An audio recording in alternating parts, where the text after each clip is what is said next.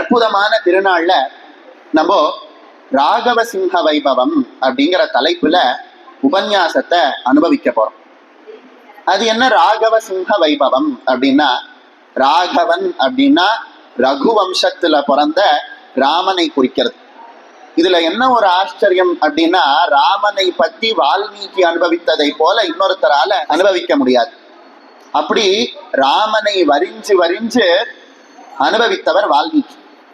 அப்படி ராமனை அவர் வர்ணிக்கும் போது வால்மீகி பயன்படுத்தின முக்கியமான ஒரு வர்ணனையில ஒரு விஷயம் என்னது அப்படின்னா, ஒண்ணு, ராமனை சந்திரன்னு சொல்லிக்கிட்டே இருப்பார். ராமன் சந்திரனை போல குளுமையானவன் சொல்லிக்கிட்டே இருப்பார். அதனாலதான் ராமன் சூரிய குலத்துல பிறந்தாலும் நம்ம ராமனை ராமச்சந்திரன்னு சொல்றோமே தவிர ராம சூரியன்னு சொல்றது இல்ல. கிருஷ்ணன் சந்திர வம்சத்துல பிறந்தான், அதனால அவனை கிருஷ்ணச்சந்திரன்னு சொல்றோம். ஆனா ராமன் பிறந்தது சூரிய வம்சத்துல, ஆனா அவனை ஒரு இடத்துலயும் நம்ம ராம சூரியன்னு சொல்றது இல்ல, ஆனா ராமச்சந்திரன்னு சொல்றோம். காரணம் என்ன அப்படின்னா, வால்மீகி ராமாயணத்துல எந்த காண்டம் எடுத்தாலும் அந்த காண்டத்துல இருக்கக்கூடியது ஒரு 50 சர்க்கம் தான். அந்த 50 சர்க்கத்துல ஒரு 25 சர்க்கத்திலேயாவது ராமனை சந்திரன் சந்திரன் சந்திரன் அப்படின்னு சொல்லியிருப்பார். இதுல எதுக்கு அவர் ராமனை சந்திரன்னு தொடர்ந்து சொல்லிட்டே இருக்கார் அப்படின்னு கேட்டானா, அதுக்கு முதல் காண்டமான பாலகாண்டத்துல முதல் சர்க்கமான அந்த சர்க்கத்துல ஒரு பதில் இருக்கு. வால்மீகி முனிவர் ஒரு யோசனையில தன்னுடைய ஆசிரமத்துல உட்கார்ந்துகிட்டு இருக்கார். அப்போ அந்த ஆசிரமத்துக்கு நாரதர் வரார். ஒருத்தர் நம்ம வீட்டுக்கு முதல்ல வரார், அதுவும் பெரிய ஞானி பெரிய மகாத்மா அப்படின்னு வச்சுக்கோங்களேன். அவர் நம்ம வீட்டுக்கு வந்தார் அப்படின்னா, வந்தவரை வாங்கோ உட்காருங்கோ நமஸ்காரம் எல்லாம் சொல்லி அவருக்கு உபச்சாரங்கள் எல்லாம் பண்ணி வரவேற்கிறது நம்மளோட மரபு. வந்திருக்கிறது நாரதர். எப்படிப்பட்டவர் அப்படின்னா, பிரஹ்லாத நாரத பராசர புண்டரீக அப்படின்னு சொல்லப்படக்கூடிய பாகவதர்களினுடைய அட்டவணையில 2வது பாகவதோத்தமரா இருக்கக்கூடிய அளவுக்கு பெரிய பக்தர், பெரிய மகான். அவர் நம்மளோட வீட்டுக்கு வரார். அவர் வால்மீகியோட வீட்டுக்கு வரார் அப்படின்னா, வால்மீகி என்ன பண்ணணும்? எழுந்து நின்று வணங்கி, வாங்கோ சாமி உட்காருங்கோ, தீர்த்தம் சாப்பிடுறேளா, வேற ஏதாவது சாப்பிடுறேளா, சிரம பரிகாரம் பண்றேளா அப்படின்னு கேட்கணும். ஒன்னும் கேட்கல. நாரதர் வந்துட்டார் அப்படின்னு தெரிஞ்சதும் நாரதரை பார்த்து ஒரு கேள்வி கேட்கிறாரா, கோனஸ்மின் சம்தப்ரதாம் லோகே குணவான் கஸ்ய வீரியவான் தர்மஜ்ஞஸ்ய கிருதஜ்ஞஸ்ச சத்யவாக்யோ திருடவ்ரதஹ அப்படின்னு வந்தவரை உட்காருங்கோன்னு கூட சொல்லாம வால்மீகி கேள்வி கேட்க ஆரம்பிச்சுடுறார்.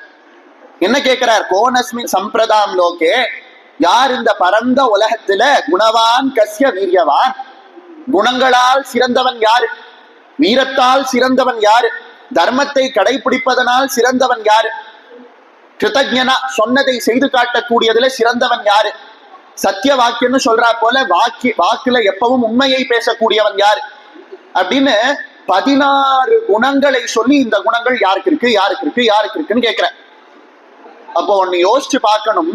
ஒருத்தர் நம்மளை பார்க்க வந்த உடனேவே அவங்கள உட்காருங்கோ சாப்பிடுங்கோ அப்படின்லாம் சொல்லாம வந்ததுமே ஒரு கேள்வியை கேட்கிறோம் அப்படின்னா, நம்ம மனசுல அந்த கேள்வி பல காலமா அரிச்சுன்னு இருக்குன்னு அர்த்தம்.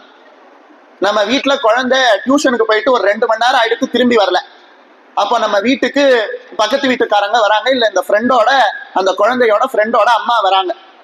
அந்த அம்மா வந்ததும் வாங்கோ உட்காருங்கன்னு நான் சொல்லுவோம், சொல்ல மாட்டோம். ஏன் பொண்ணு உங்க ஆத்துக்கு வந்தாளா அப்படின்னு கேட்போம் இல்லையா? அத போல நாரதர் வந்ததும் வால்மீகி கேட்கிறார். அவர் மனசுல பல காலமா அரிச்சுட்டு இருந்த கேள்வி, கோனஸ்மின் சமஸ்த லோகே, யார் இந்த உலகம் அனைத்திலையும் குணவான் கஸ்யா வீரியவான், 16 குணங்கள் சொல்ற. இந்த 16 உத்தமமான குணங்கள்லையும் கல்யாண குணங்கள்லையும் ராமன் சிறந்திருக்கான். அதே போல சந்திரனை எடுத்துக்கோங்க. சந்திரனுக்கு 16 கலைகள் இருக்கு. பிரதமை, திதியை, திருத்தியை அப்படின்னு ஆரம்பிச்சோம்னா 15 திதிகள். கடைசியில அமாவாசை பௌர்ணமியையும் சேர்த்தான்னா 16 திதி. பூர்ண கலையோட சந்திரன் பௌர்ணமி அன்னைக்கு ஜொலிக்கிறான் 16 கலைகளோட. சந்திரனுக்கு எப்படி 16 கலைகளோ ராமனுக்கு அப்படி 16 முக்கியமான குணங்கள். அதனால ராமனை சொல்லக்கூடிய இடத்துல எல்லாம் வால்மீகி ராமச்சந்திரன் ராமச்சந்திரன் ராமச்சந்திரன் சொல்ற. விஸ்வாமித்ரர் தசரதன் கிட்ட ராமனை எனக்கு அனுப்பு, நான் வேள்வி வளர்க்கணும், அந்த வேள்விக்கு பாதுகாப்பா உன்னோட 12 வயசு குழந்தைய அனுப்பு அப்படிங்கிற.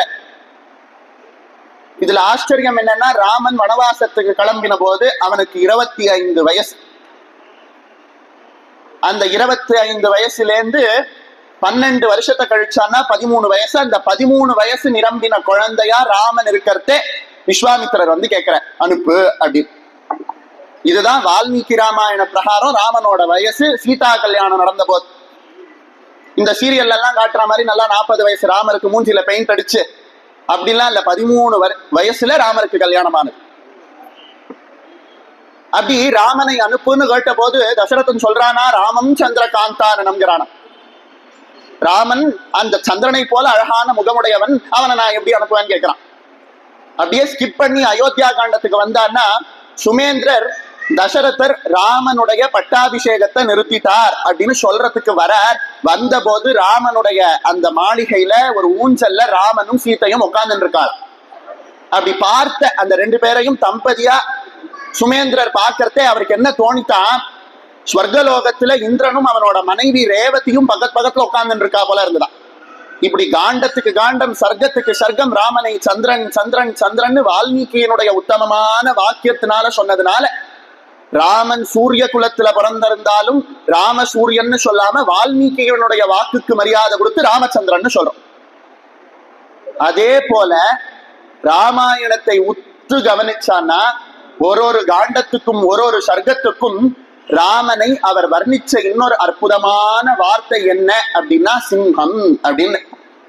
சிம்ஹம்னு சொல்லுவார், நரசிம்ஹம்னு சொல்லுவார்.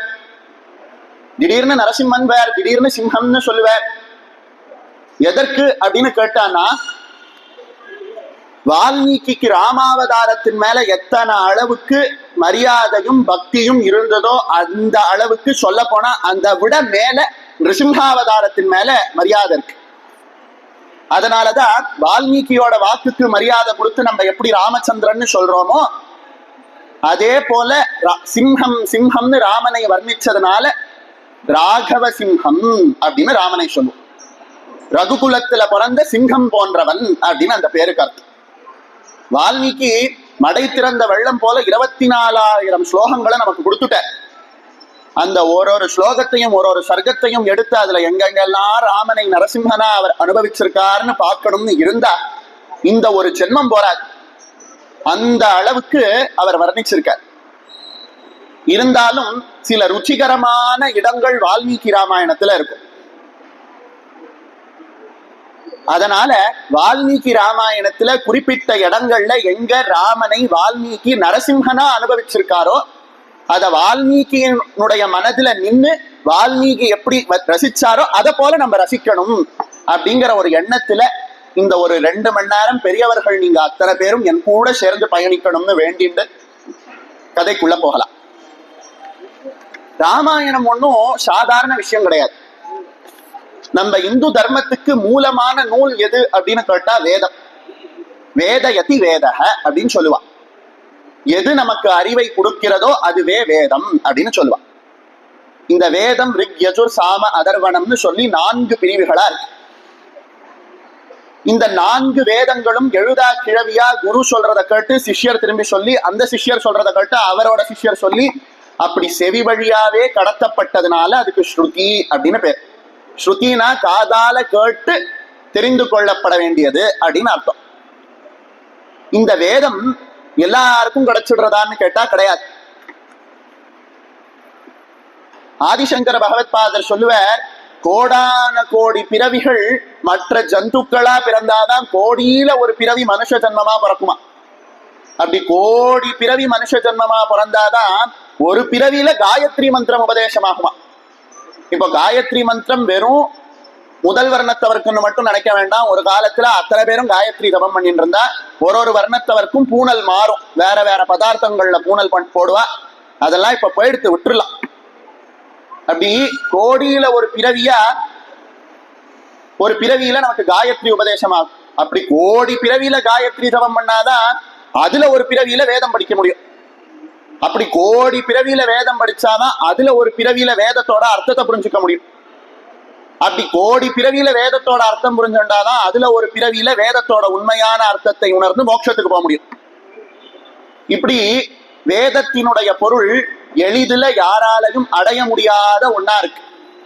அதனால பகவான் என்ன பண்ணானா, வேத வேத்யே பரே பும்சி ஜாதே தசரதாத்மஜே வேத பிரச்சேத சாதாசீத் சாக்ஷாத் ராமாயணாத்மனா. வேதத்தினுடைய பொருளான பகவான் வேதத்தை படித்து புரிந்து கொண்டு நம்மை அடைவதற்கு மனிதர்கள் ரொம்ப சிரமப்படுறாங்கிற காரணத்தினால தானே பூமியில வந்து பிறந்துட்டான். இப்போ பகவானே பூமிக்கு வந்து பிறந்த பிறகு வேதங்கள் என்ன பண்ணணும்? என் மாலையன் தேர மறை தேட வானவர் தேட நின்ற காலையும் அப்படின்னு சொல்வார் அபிராமி பட்டர். மும்மூர்த்திகளாலும் அறிய முடியாத முதல் மூர்த்தி இல்லையா? அந்த சுவாமியே பூமிக்கு வந்த பிறகு வேதம் என்ன பண்றதா? சுவாமியே பூமிக்கு போயிட்டாரு, நம்மளும் பூமிக்கு போவோம் அப்படின்னு தான். வேத வேத்யே பரே பும்சி ஜாதே தசரதாத்மத். அதாவது வேதங்களால் போற்றப்படக்கூடிய பரம்பொருள் பூமியில ராமனா பிறந்த. ராமனா பகவான் பிறந்ததை பார்த்ததும் வேதம் என்ன பண்ணித்தா? வேத பிரச்சேத சாதாசீத்து சாக்ஷாத் ராமாயணாத்மனா.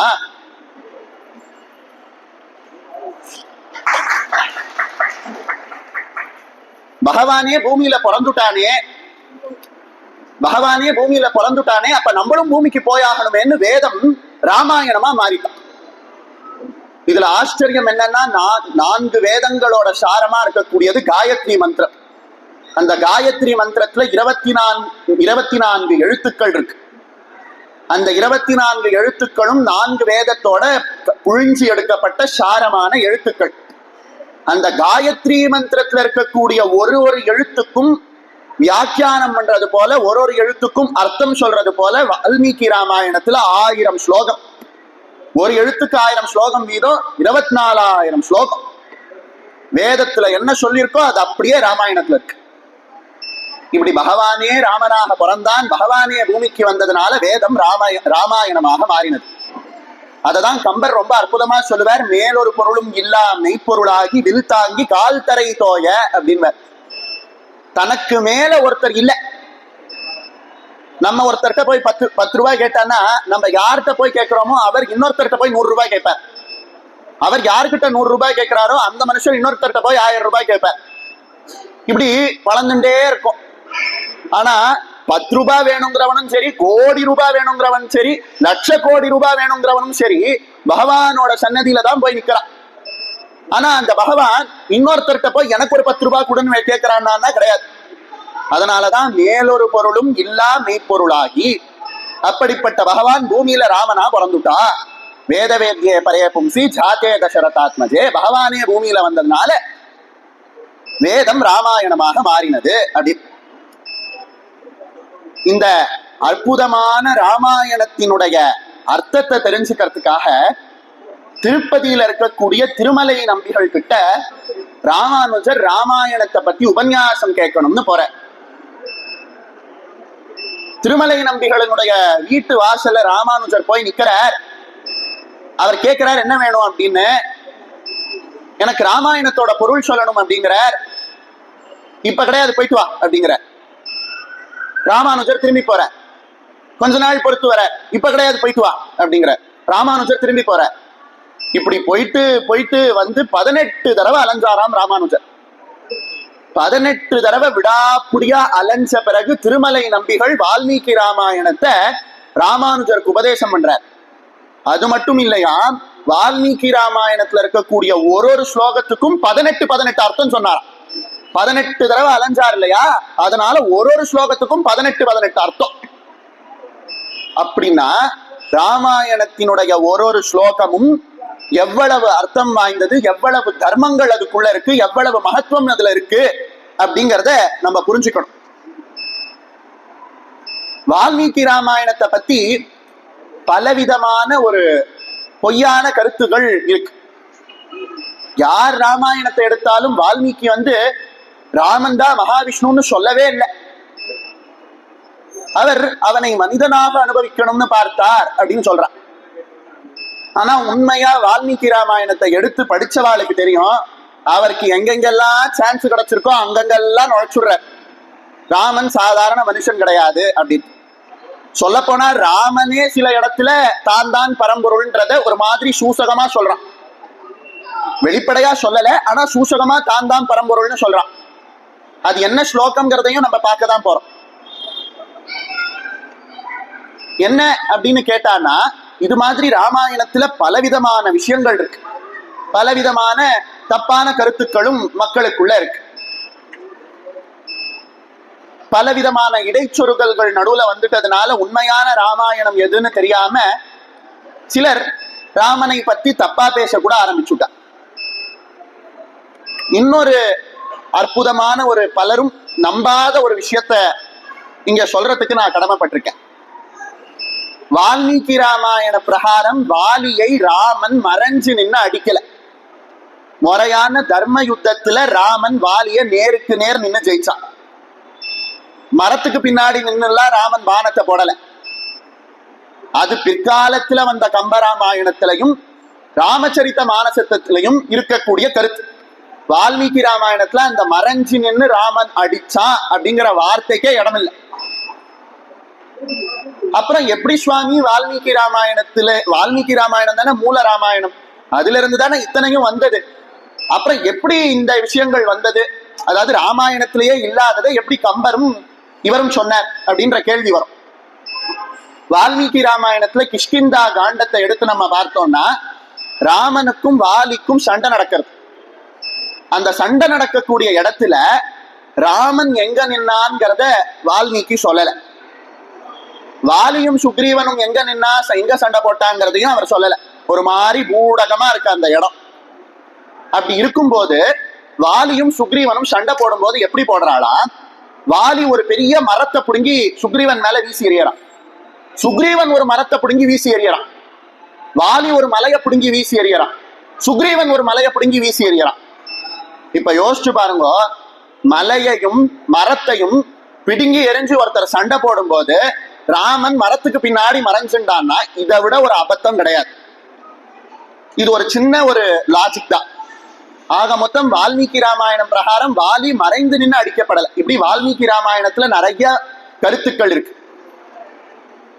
இதுல வால்மீகி ராமாயணத்துல இருக்கக்கூடிய அற்புதமான பலவிதமான விருத்தாந்தங்கள்ல ரொம்ப அற்புதமான காண்டம் எது அப்படின்னு கேட்டா ஆரண்ய காண்டம். இந்த ஆரண்ய காண்டத்துல பகவான் தான் வேதம், பகவான் தான் பிரணவாகாரம்னு சொல்றா போல வால்மீகி ரொம்ப அற்புதமாக சொல்லியிருக்க. முதல்ல சீதை நுழையறாளாம், முதல்ல ராமன் போறானாம், அவனை தொடர்ந்து சீதை போறாளாம், அவனை தொடர்ந்து இலக்குவன் போற. முதல்ல ராமன், அவனை தொடர்ந்து சீதை, அவனை தொடர்ந்து லக்ஷ்மணன். கம்பர் சொல்லுவார், பொய்யாளின இடையாளோடும் இளையானோடும் போனான் அப்படின்வார். அப்படி 3 பேரும் சேர்ந்து தண்டகாரண்யத்துக்குள்ள நுழையறான்.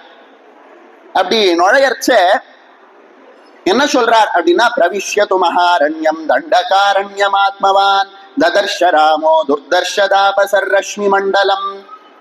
ஜோதிமயமா ராமனும் லக்குவனும் சீதா பிராட்டியும் தண்டகாரண்யத்துல நுழையற. தோன்று ஜோதி 3 மாய் அப்படின்னு ஆழ்வார் சொன்னா போல 3 ஜோதிகள் காட்டுக்குள்ள நுழைஞ்சது அப்படிங்கிற. இப்ப நம்ம சொன்னதும் நமக்கு இதை புரிஞ்சுக்க முடியாத ஒரு கன்ஃபியூஷன் வரும். எதை தோன்று ஜோதி 3 மாய், 3 ஜோதிகள் நுழைஞ்சது அப்படிங்கிறாரே, இந்த 3 ஜோதிகள் என்னென்ன அப்படின்னு கேட்டா அத அற்புதமா வால்மீகி சொல்லிட்டு வர. முதல்ல ராமன் போறான்.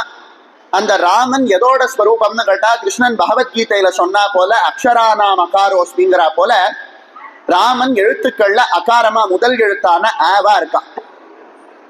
வேதம் அகாரோ விஷ்ணுவாசரக அப்படின்னு சொல்றது.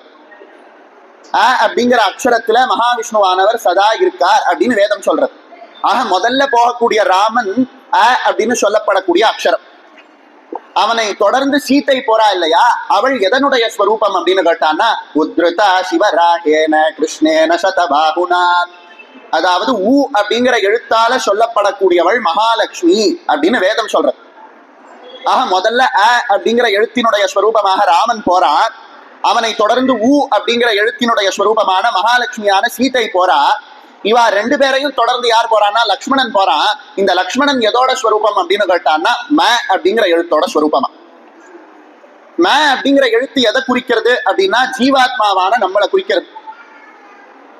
இந்த ஜீவாத்மாவான நம்மளை குறிச்சுக்கும் போது என்ன சொல்றோம் அப்படின்னா மம, என்னுடைய, மாம், எனது, என்னை அப்படின்னு சொல்லக்கூடிய இடத்துல எல்லாம் நம்ம ம அப்படிங்கிற எழுத்த சமஸ்கிருதத்துல பயன்படுத்துறோம். வேதத்துல சமகம் அப்படின்னு சொல்லப்படக்கூடிய ஒரு பாகம் உண்டு. தக்ஷ பிரஜாபதியினுடைய தலையை வெட்டிட்டு அதுக்கு பதிலா ஆட்டினுடைய தலையை வைத்த போது பரமேஸ்வரனை தக்ஷ பிரஜாபதி ஸ்தோத்திரம் பண்ணதாக இருக்கக்கூடிய ஒரு கட்டம் வேதத்தினுடைய சமக்கம். அதனாலதான் அதுல ஆடு பாடுற மாதிரி மே மே மேன்னு வரும். சஞ்சமே மயஷ்டமே பிரியஞ்சமேனு காமஷ்டமே அப்படின்னு மே மே மேன்னு வரும். எதனாலன்னு கேட்டானா தக்ஷ பிரஜாபதி ஆட்டினுடைய தலையை வச்சுட்டு பண்ணது.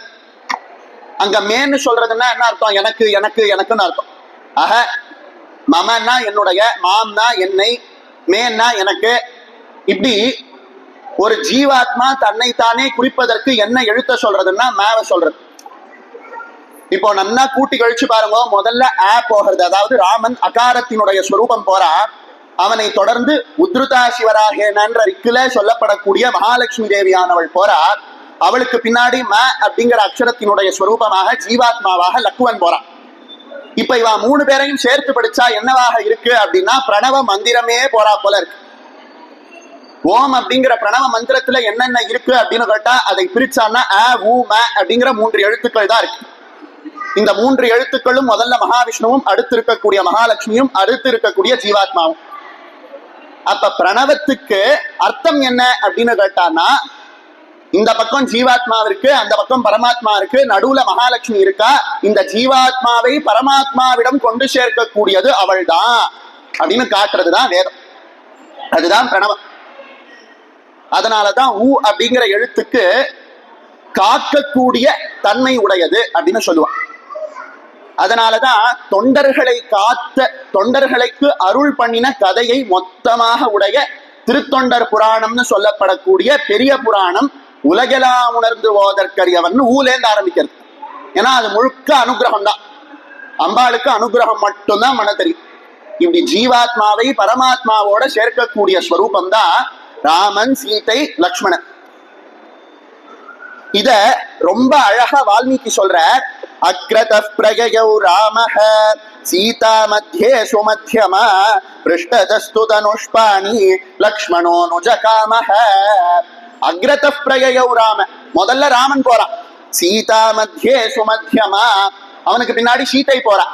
பிருஷ்டதஸ்து தனுஷ்பாணி, இவா 2 பேருக்கும் முன்னாடி இலக்குவன் போறான். இப்போ இந்த ஸ்லோகத்துல வால்மீகி என்ன சொல்றார் அப்படின்னா பிரணவ மந்திரத்தை எல்லாரும் கேட்கதான் முடியும், நான் கண்ணாலேயே பார்த்துட்டேன் அப்படிங்கிற.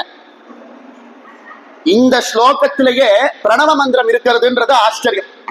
அக்ரத பிரயயௌ ராம அப்படிங்கிறதுல அ அப்படிங்கிற அக்ஷரமும், சீதா மத்தியே சுமத்யமா அப்படிங்கிற இடத்துல, சுமத்யமா அப்படிங்கிற இடத்துல உ அப்படிங்கிற எழுத்தும், பிருஷ்டதஸ்து தனுஷ்பாணி லக்ஷ்மணோனுஜகாமஹ அப்படி மக அப்படின்னு முடிகிற இடத்துல ம அப்படிங்கிற எழுத்தும் வருது. இப்படி பிரணவ மந்திரத்தையே தனக்குள்ள அடக்கின ஒரு காண்டமாக ஆரண்ய காண்டம் இருக்கு. ஆக ராமன், சீதா பிராட்டி, லக்ஷ்மணன் இவா 3 பேரும் பிரணவ மந்திரத்தினுடைய ஸ்வரூபமாக தண்டகாரண்யத்துல நுழையறான். இந்த தண்டகாரண்யத்துல நுழைஞ்சதும் முனிவர்கள் எல்லாம் ராமனுடைய பாதத்துல வந்து விழுந்து துஷ்டமான அரக்கர்கள் கிட்ட இருந்து என்னை காப்பாத்து அப்படிங்கிறாள். அது எப்படி சொல்றா அப்படின்னா ஒத்தகைய இப்படி தலைக்கு மேல தூக்கி என்ன காப்பாத்துங்கிற. இந்த காலத்துல ஹாய் அப்படின்னு சொல்லி விட்டு அடிக்கிறோமே அது மாதிரி. சாஸ்திரம் என்ன சொல்றது அப்படின்னா 2 கையாலையும் நமஸ்காரம் பண்ணணும் பெரியவாள். வயதிலையும் அனுபவத்திலையும் மூத்தவர்களை 2 கையாலையும் கூப்பி நமஸ்காரம் பண்ணணும். அது பண்ண தெரியாமல் ஒத்த கையில யார் பண்றாளோ அந்த நமஸ்காரத்தை, அப்படி ஒத்த கையில யார் நமஸ்காரம் பண்றாளோ அவளோட நமஸ்காரம் பண்ண அந்த ஒத்த கையை வெட்டிடுன்றது.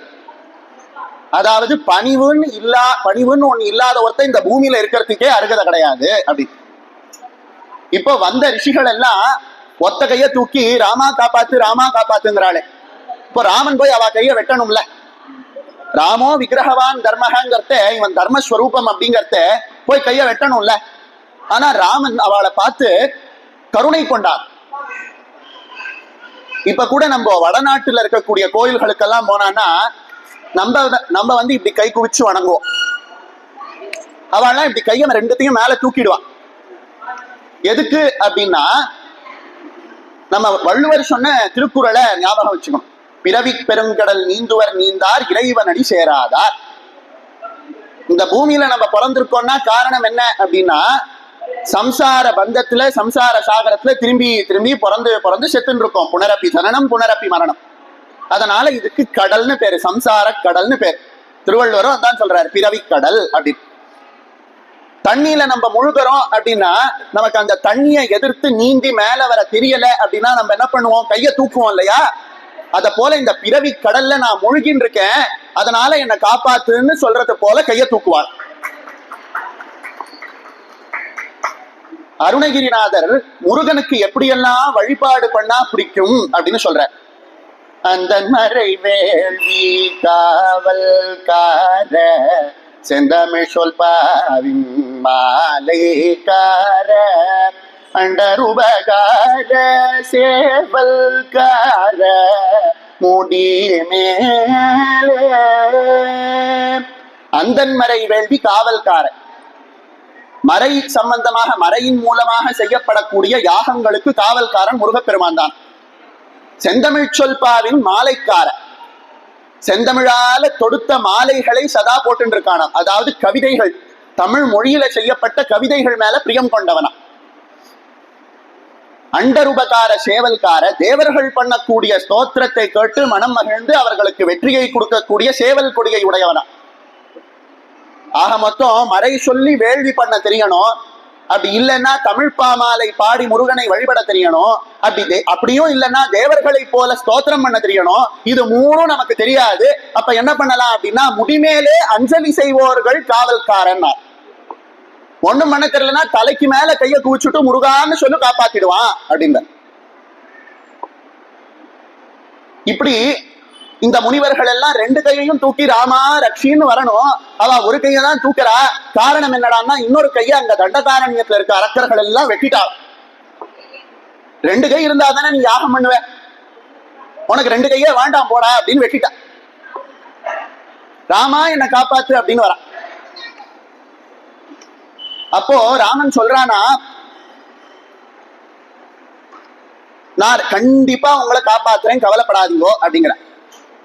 இப்போ அந்த இடத்துல வால்மீகி ஒரு வார்த்தைய சொல்ற.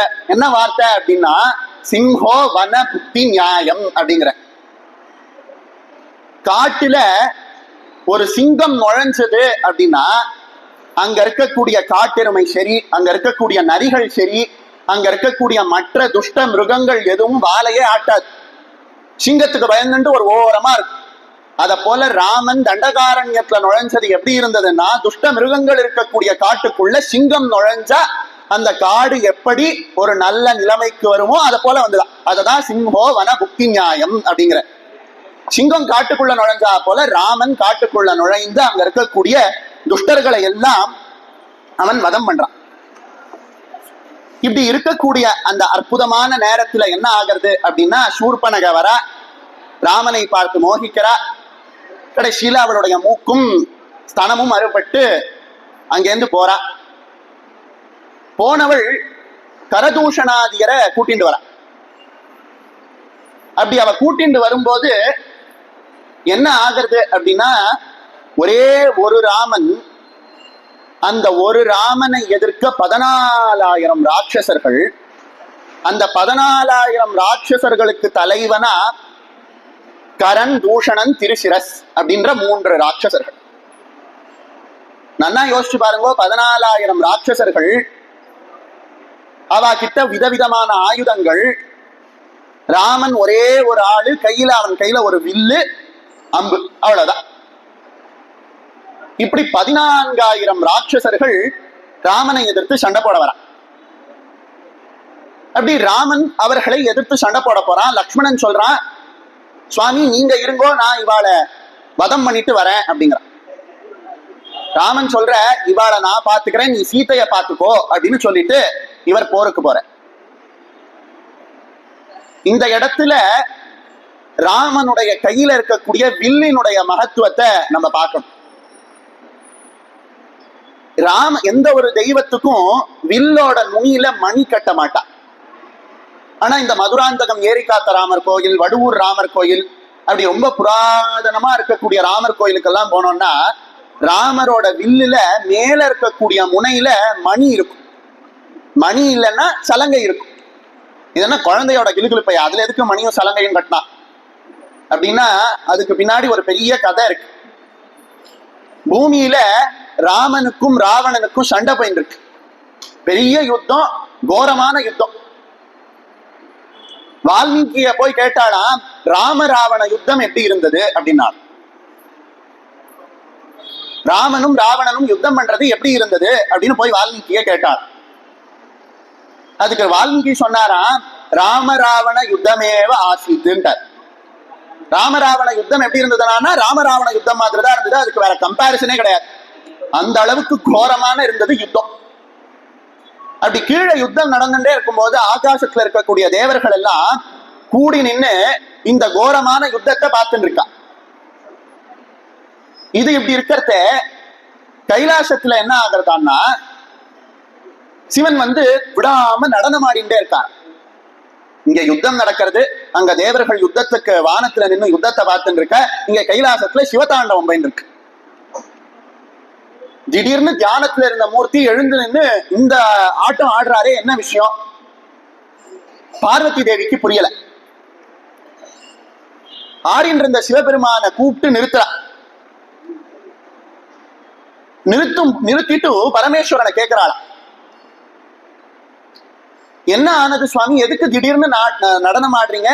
உங்களோட நடனம் ரொம்ப அற்புதமானதாச்சே, பக்தர்கள் தவம் பண்ணாலும் என்ன போல இருக்கக்கூடிய உங்களுடைய அடியவர்கள் கேட்டால் மட்டும்தானே நடனம் ஆடுவீங்க, இது என்ன புதுசா இருக்கு அப்படின்னா.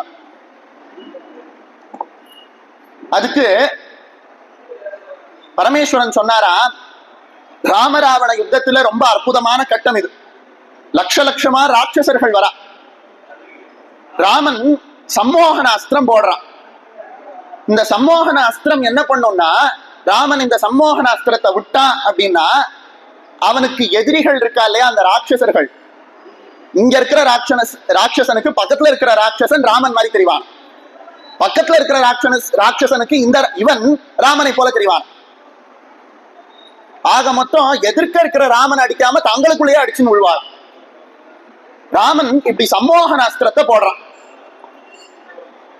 இப்படி போடும்போது என்ன ஆகிறதா, லட்சோபலட்சமா ராட்சசர்கள் யுத்தம் பண்ண வரா. இப்படி நொடிக்கு நொடி ராமன் போட்ட அந்த பானத்தினால தங்களுக்குள்ளேயே அடிச்சுக்கிட்டு சாகறாங்க.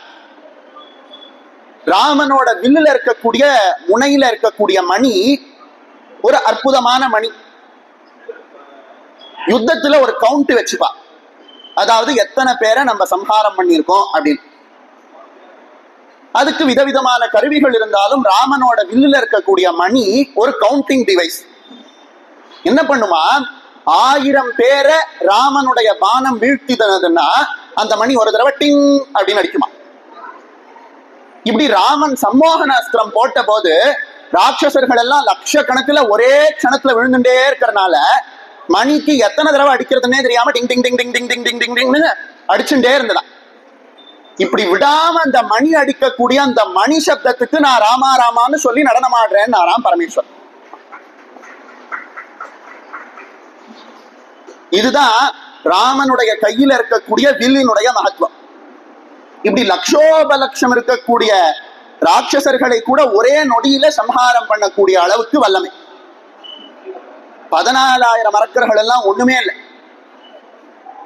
வந்த 14,000 மரக்கர்களையும் 72 நிமிஷத்துல ராமன் சம்ஹாரம் பண்றான்.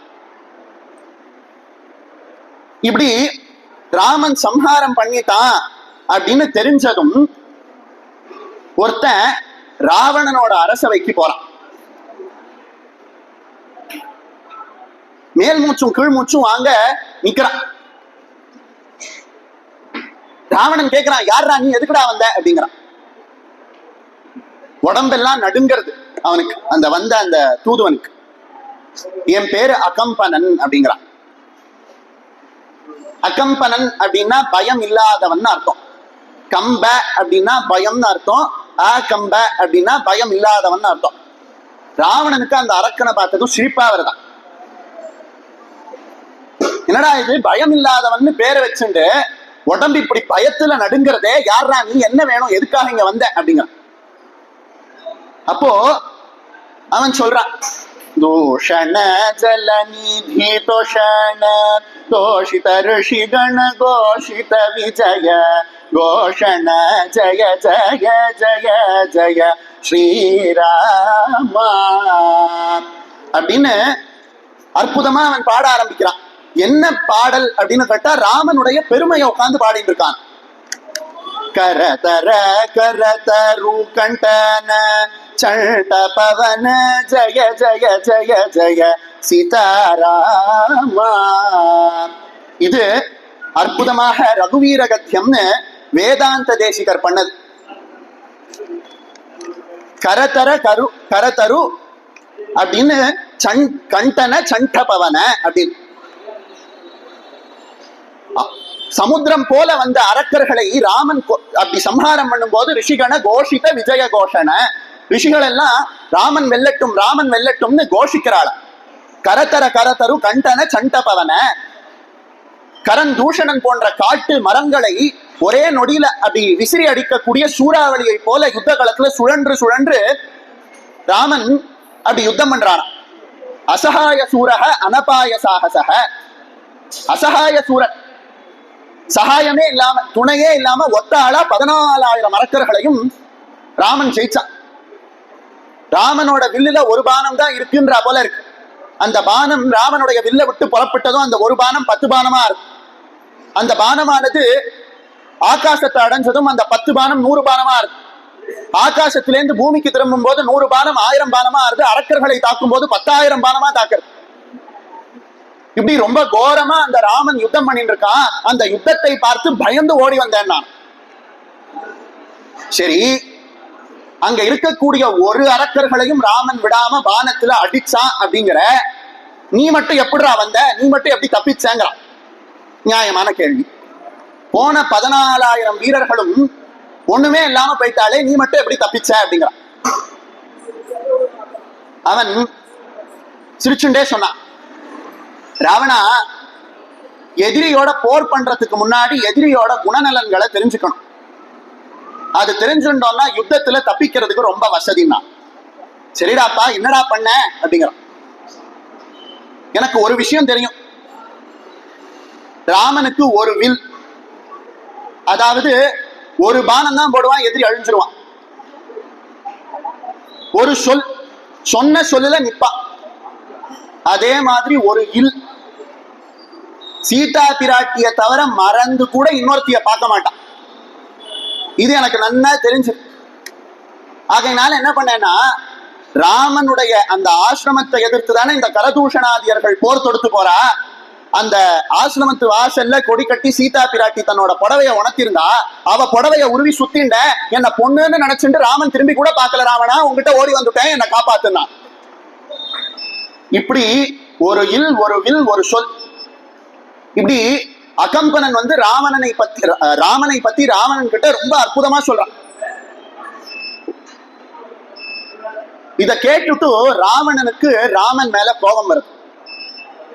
ராமாயணத்துல ராவணன் சீத்தைய கிட்னாப் பண்றதுக்கு, கவர்றதுக்கு 2 தடவை திட்டம் போடுறான். இந்த அகம்பனனானவன் சொன்னதும் ராவணன் கிளம்புறான். எங்க? மாரீச்சனை பாக்குறதுக்கு.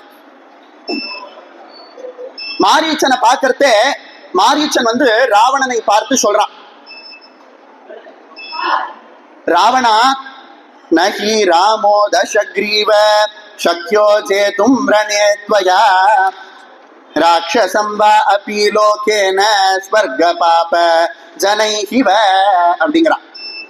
நஹி ராமோ தசக்ரீவ, ராவணா, நீ கோடான கோடி ஜன்மம் தவம் பண்ணா கூட, கோடான கோடி வருஷம் ராமனோட போர் செய்தா கூட, ஜேதும் ரணே த்வயா, ஜேதும்னா ஜெயிப்ப, ரணேன்னா யுத்தகளம், துவயான்னா நீ ராமனை கோடான கோடி ஜன்மம் தவம் இருந்தா கூட ஜெயிக்க முடியாது. ராட்சசாம்பா அப்பி லோகேன ஸ்வர்க பாப ஜனைஹிவ. ஸ்வர்க்கத்திலே இந்த இந்திரன் வந்தாலும் சரி ராமனை ஜெயிக்க முடியாது. உனக்கு நான் ஒரே ஒரு நல்லது சொல்றேன். என்னது தெரியுமா? ராமன் கூட வம்புக்கு போகாம வாய மூடிண்டு போய் நீ லங்கையில உட்கார்ந்து ஆட்சி பண்ணு, அதுதான் உனக்கு நல்லதுன்னா. இப்போ மாரீச்சன் பெருசா எதுவும் சொல்லல, வெறும்னா நீ வாய மூடிண்டு எந்த பிளானும் போடாம லங்கால போய் உட்காந்துக்கோ, அதுதான் உனக்கு நல்லதுன்னா. ராவணன் இப்ப என்ன பண்றான்? ஓஹோ, மாரீச்சன் சொல்றது நிஜம் போல் இருக்கு, இவ்வளவு விஷயம் சொல்றான்னா அதுல உண்மை இருக்கும் போல் இருக்கு அப்படின்னு மாரீச்சன் சொல்றதுக்கு மரியாதை கொடுத்து லங்கையில போய் சைலண்டா உட்காந்துட்டான். 31வது சர்க்கம் 3வது காண்டமான ஆரண்ய காண்டம் இப்படிதான் எழுதியிருக்கார் வால்மீகி. மாரீச்சன் சொன்ன அட்வைஸ கட்டு ராவணன் போய் உட்கார்ந்துடுறான். ராமன் வம்புக்கு போக வேண்டாம், நமக்கு இருக்கிறத வச்சு சந்தோஷப்பட்டுக்கலாம் அப்படின்னு. ஆனா விதி விடுமான்னா விடாது. விநாச காலே விபரீத புத்தி அப்படின்பா. ஒருத்தனுக்கு அழிவு காலம் வந்துடுத்துன்னா 1000 பேர் வந்து நல்ல புத்தி சொன்னாலும் மனசுல ஏறாது. இப்போ ராவணனோட சபைக்கு சூர்பனக வரா. அகம்பனன்ற அரக்கன் வந்தான். ராமன் டேந்து எப்படி தப்பி பிழைச்சோன்னு சொல்றான். அதை கேட்டுட்டு மாரீச்சனை பார்க்க போறான். மாரீச்சன் வந்து ராமனோட சண்டை போடாத, நீ அழிஞ்சே போயிடுவேங்கிறான். அதை கேட்டுட்டு வந்து லங்கையில உட்கார்றான். இப்போ சூர்பனக வர. சூர்பனக சொல்ற, சிம்ஹோ ரஸ்கம் மகாபாஹும் பத்மபத்ர நிபேக்ஷணம் ஆஜானு பாஹும் தீப்த ஸ்வயமஜீவ பிரிய தர்ஷனம் கஜ விக்ராந்த கமனம் ஜாட்டமண்டல தாரிணம் அப்படின்னு ராமனை வர்ணிக்கிறார். சிம்ஹோரஸ்கம், மனிதர்கள்ல சிம்மத்தை போன்றவன் அப்படிங்கிறார். சொன்ன இல்லையா? இதுல என்ன ஆச்சரியம்னா, வால்மீகி தான் சொல்வது போல ராமனை சிங்கம்னு சொன்னா பரவாயில்ல, சூர்பனக சொல்ற ராமனை சிங்கம் அப்படின்னு.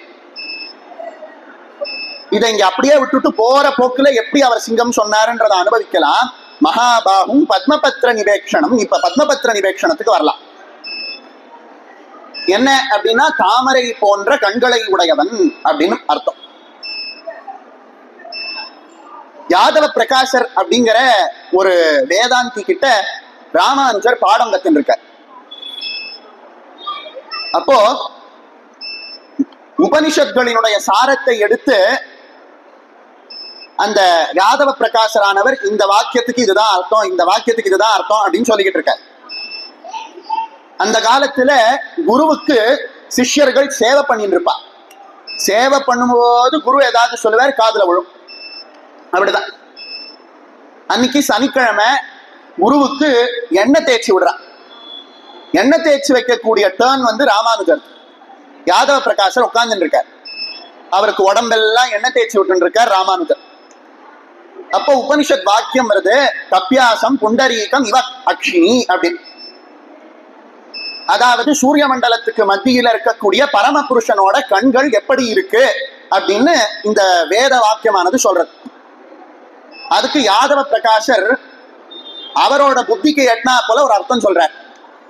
கபின்னா குரங்கு, கப்பியாசம் அப்படின்னா கபியினுடைய ஆசனம், அதாவது கபியினுடைய பின்பக்கம், குரங்கோட பின்பக்கம். குரங்கோட பின்பக்கம் எப்படி செவந்து இருக்கோ அத போல பகவானோட கண்கள் செவந்து இருக்கு அப்படின்னா. அப்படி எண்ணெய் தேய்ச்சி விட்டுட்டே இருக்கார் ராமானுஜர். அந்த யாதவ பிரகாசரினுடைய பின்பக்கத்துல நின்னுட்டு ராமானுஜர் எண்ணெய் தேய்ச்சி விட்டுக்கிட்டு இருக்க. யாதவ பிரகாசரினுடைய தொடை மேல நல்லா சூடா ஒரு சொட்டு தண்ணி விழுந்துதான். அது அப்படியே அந்த சூடு பொறுக்காம அப்படி தொடைய அப்படி தடவிக்கிட்டு அப்படி பின்பக்கம் திரும்பி பாக்குற. டேய் என்ன பண்ற அப்படின்னா, ஒண்ணும் இல்ல சுவாமி அப்படிங்கிறார் ராமானுஜர். அதாவது அவர் சன்னியாசியா ஆகிறதுக்கு முன்னாடி ராமானுஜரோட கண் அப்படியே நீர் கோத்துன்னு இருக்கு. இன்னைக்கு கூட நம்ம பார்த்தோம்னா, நம்ம மனசு ரொம்ப கஷ்டப்பட்டு ஒரு நாள் நம்ம அழுதோம்னா நம்மளோட கண்ணீர் வந்து சூடா இருக்கும். நம்மளோட அதுதான் மனசு கொதிக்கிறது அப்படின்னு சொல்றோம்ல, அது காரணம் அதுதான். கண்ணீர் சூடா எந்த அளவுக்கு இருக்கோ அந்த அளவு நம்மளோட மனசுல அந்த கஷ்டம் இருக்கு அப்படின்னா. ராமானுஜரோட கண்ணெல்லாம் அப்படி நீர் கோத்துன்னு இருக்கு. யாதவ பிரகாசர் திரும்பி பார்க்கிறார், ஏண்டா இப்படி கண்ணெல்லாம் நீர் கோத்திருக்கு, எதுக்கு அழற அப்படிங்கிறார். சுவாமி, உலகத்துக்கே ஆதியான அந்த பரம்பொருளான ஸ்ரீமன் நாராயணனுடைய கண்களை போயும் போயும் ஒரு குரங்கோட பின்பக்கத்தோடவா ஒப்பிடும்? அதுவும் வேதம் குரங்கோட பின்பக்கத்தோடவா ஒப்பிடணும்? வாய்ப்பே இல்லை அப்படின்னா. சரி, நீதான் அதிமேதாவியாச்சே, இந்த கப்பியாசம் புண்டரீகம் இவாட்சினி அப்படின்னா இதுக்கு அர்த்தத்தை சொல்லு அப்படின்னா. கப்பியாசம் புண்டரீகம்னா சூரியனை பார்த்து மலர்ந்த தாமரைன்னு அர்த்தம். சூரியனை பார்த்து மலர்ந்த தாமரையை போன்ற கண்களை உடையவன் பரம்பொருள் அப்படின்னாரா ராமானுஜர். ராமானுஜர் சொன்ன அர்த்தம் தான் எல்லாருக்கும் சரின்னு பட்டது, யாதவ பிரகாஷருக்கு அவமானமா போனது. இது ராமானுஜரோட வாழ்க்கையில ஒரு பெரிய திருப்பு முனையாவே இருந்தது. இப்ப நம்ம அதுக்குள்ள போக வேண்டாம். எதுக்கு சொல்ல வந்தேன் அப்படின்னா, வேதங்கள் என்ன சொல்றது அப்படின்னா, சூரிய மண்டலத்துக்கு நடுவுல இருக்கக்கூடிய பரமபுருஷனான ஸ்ரீமன் நாராயணனுடைய கண்கள் தாமரை பூவை போல அழகா இருக்கு அப்படிங்கிறது. சொல்ல போனா பூமாதேவிய ஹிரண்யாக்ஷன் கடலுக்கடியில ஒழிச்சு வச்சுடுறான். வராகமூர்த்தியானவர் வர பன்னி வடிவத்தை எடுத்துட்டு பகவான் பூமிய பிரளய ஜலத்திலேருந்து பிரளய நீர்ல இருந்து எடுக்கிறார். அப்படி எடுக்கும் போது பூமாதேவியானவள் வராகரை துதி பண்றான். துதி பண்ணும் போது பகவான் பன்னி வடிவத்துல இருக்கான். இன்னைக்கு கூட உலகத்துல யாராவது உருவத்துல ரொம்ப கண்ணுல பார்க்க முடியாத அளவுக்கு இருந்தான்னா பன்னி அப்படின்னு திட்டுவோம். அந்த பன்னியினுடைய வடிவத்துல பகவான் இருக்கான். அப்போ பூமாதேவி என்ன சொல்றான்னா, நமஸ்தே கமலாட்ச அப்படின்னு ஆரம்பிச்சு ஸ்தோத்திரம் பண்றான். அதாவது பகவான் வராக அவதாரத்துல இருந்த போது கூட அவனுடைய கண்கள் தாமரை பூவை போல இருந்தது. கப்பியாசம் புண்டரீகம் இவாட்சினி. ஏன்னா அந்த இடத்துல கூட பகவானை நமக்கு இனம் காட்டக்கூடியது எது அப்படின்னா அவனோட தாமரை கண்கள். எதுக்கு சொல்ல வந்தேன் அப்படின்னா, சிங்கோரஸ்கம் மகாபாகும் பத்மபத்ர நிவேக்ஷணம். அங்க கப்பியாசம் புண்டரீகம் இவாட்சினின்னு வேதம் சொன்னத இங்க சூர்பனகை போற போக்குல பத்மபத்ர நிவேக்ஷணம் அப்படிங்கிறான். வேதம் படிச்சாளா? இல்லையே. யாகம் பண்ற முனிவர்கள் எல்லாம் கொன்னுதானே குவிச்சா. அவ வாயில எப்படி வேதத்தோட அர்த்தம் வருது அப்படின்னா, ராமனை தரிசனம் பண்ண மாத்திரத்துல அவளுக்கு ஞானம் பிறந்ததுன்னா. இப்படி ராமனை பத்தி அவர் ராவணன் கிட்ட போட்டு கொடுக்கறா. அதாவது சொல்றா, என்ன இப்படி எல்லாம் பண்ணிட்டா ராமன் அப்படின்னு. அப்படி அவ சொல்றது கூட உபனிஷத் வாக்கியங்களா வருது. இதுதான் வால்மீகியனுடைய ஒரு மகத்துவம். அதாவது அந்த காவியத்திலேயே ரொம்ப தப்பான கேரக்டராக இருக்கக்கூடிய சூர்பனகை வாயால ராமனோட பெருமையை சொல்ல வச்சது. இப்படி வால்மீகி ராமாயணத்துல அற்புதமான பல விஷயங்கள் இருக்கு. இப்படி சூர்பனகை ராமனை பத்தி சொன்னவும் ராவணன் கேட்டு 2வது தடவை மாரீச்சனை பார்க்க போறான். மொத தடவை போனா மாரீச்சன் சொல்றதை கேட்டு நீங்க லங்கையிலேயே இருடாப்பா எல்லாத்தையும் சாத்திண்டு அப்படிங்கிற அதை கேட்டு உட்கார்ந்துருக்கான். 2வது தடவை இப்ப சூர்பனகை பத்த வைக்கவும் கிளம்புறான். இப்போ அற்புதமான ஒரு ஸ்லோகம் 3வது சர்க்கமான ஆரண்ய காண்டத்துல 35வது சர்க்கம் 41வது ஸ்லோகம். கச்சித்தே குஷலம் ராஜன் லங்காயாம் ராட்சசேஸ்வர கேன அர்த்தேன் புனஹ்த்வம் வை தூர்ணம் இவ இக ஆகதஹ அப்படிங்கிறான். இப்போ நிறைய பேர் வால்மீகி ராமாயணத்தை படிச்சுட்டு என்ன தெரியுமா சொல்லுவா, அந்த அகம்பனன்ற அரக்கன் போய் ராமன்கிட்ட சொன்னா, அதை கேட்டு மாரீச்சனை ராவணன் பார்க்க போனா அப்படின்னு சொன்னதை இடைச்சொருகல்னு சொல்லுவா. அதாவது வால்மீகியே எழுதல, வேற யாரோ ஒருத்தர் எழுதி நடுவுல சொருகினா அப்படின்பா. அது பொய் அப்படின்னு சொல்றா போல வால்மீகி ராமாயணத்துல 3வது சர்க்கம் 33வது காண்டமான ஆரண்ய காண்டம் 35வது சர்க்கம் 41வது ஸ்லோகத்துல ராவணன் மாரீச்சனை பார்க்க வரான். மாரீச்சன் கேட்கிறான், கச்சித்தே குஷலம் ராஜன் லங்காயாம் ராட்சசேஸ்வர கேன அர்த்தேன் புனத்வம் வை தூர்ணம் இவ இக ஆகதஹ. இங்க திரும்பி வந்திருக்கிய ராவணா, புன இக ஆகதஹ. புனகன்னா திரும்பி, திரும்பி இங்க வந்திருக்கிய ராவணா. எதுக்கு? கேன அர்த்தேன், எதுக்காக இங்க வந்திருக்க? உன்னோட உடம்பு நன்னா இருக்கா? கஷ்டித்தே குஷலம் அப்படின்னு உன்னோட உடம்பு நன்னா இருக்கா? லங்கா நன்னா இருக்கா? மண்டோதரி நன்னா இருக்காளா? கும்பகர்ணன் நன்னா இருக்கானா? இந்திரஜித் நன்னா இருக்கானா? எல்லாரும் நன்னா இருக்காளா? சந்தோஷம். எதுக்கு என்ன திரும்பி பார்க்க வந்த அப்படிங்கிறான். திரும்பி பார்க்க வந்தேன்னு மாரீச்சன் கேட்டான்னா முதல்ல அப்ப வந்திருக்கான்னு அர்த்தம். கரெக்டா? அப்போ முதல்ல சொன்ன சர்க்கம் இடைச்சொற்கள் இல்லை அப்படின்னு அர்த்தம். இப்போ ராவணன் தன்னோட பிளான சொல்றான். மாரீச்சா, நீ ஒரு தங்கமானா மாறிடு, மாறிட்டு சீத்தை பின்ன முன்னாடி போ, சீத்தை நீ வேணும்னு கேட்பா, நீ ஓடு, ராமன் உன்னை துரத்திட்டு வருவான், நான் சீத்தைய கடத்திடுறேன், இதுதான் என் பிளான் அப்படிங்கிறான். இப்போ அற்புதமான ஒரு ஸ்லோகம் சொல்றான் ராமாயணத்துல, ரொம்ப அற்புதமான ஸ்லோகம், அதுவும் மாரீச்சன் வாயில வருது.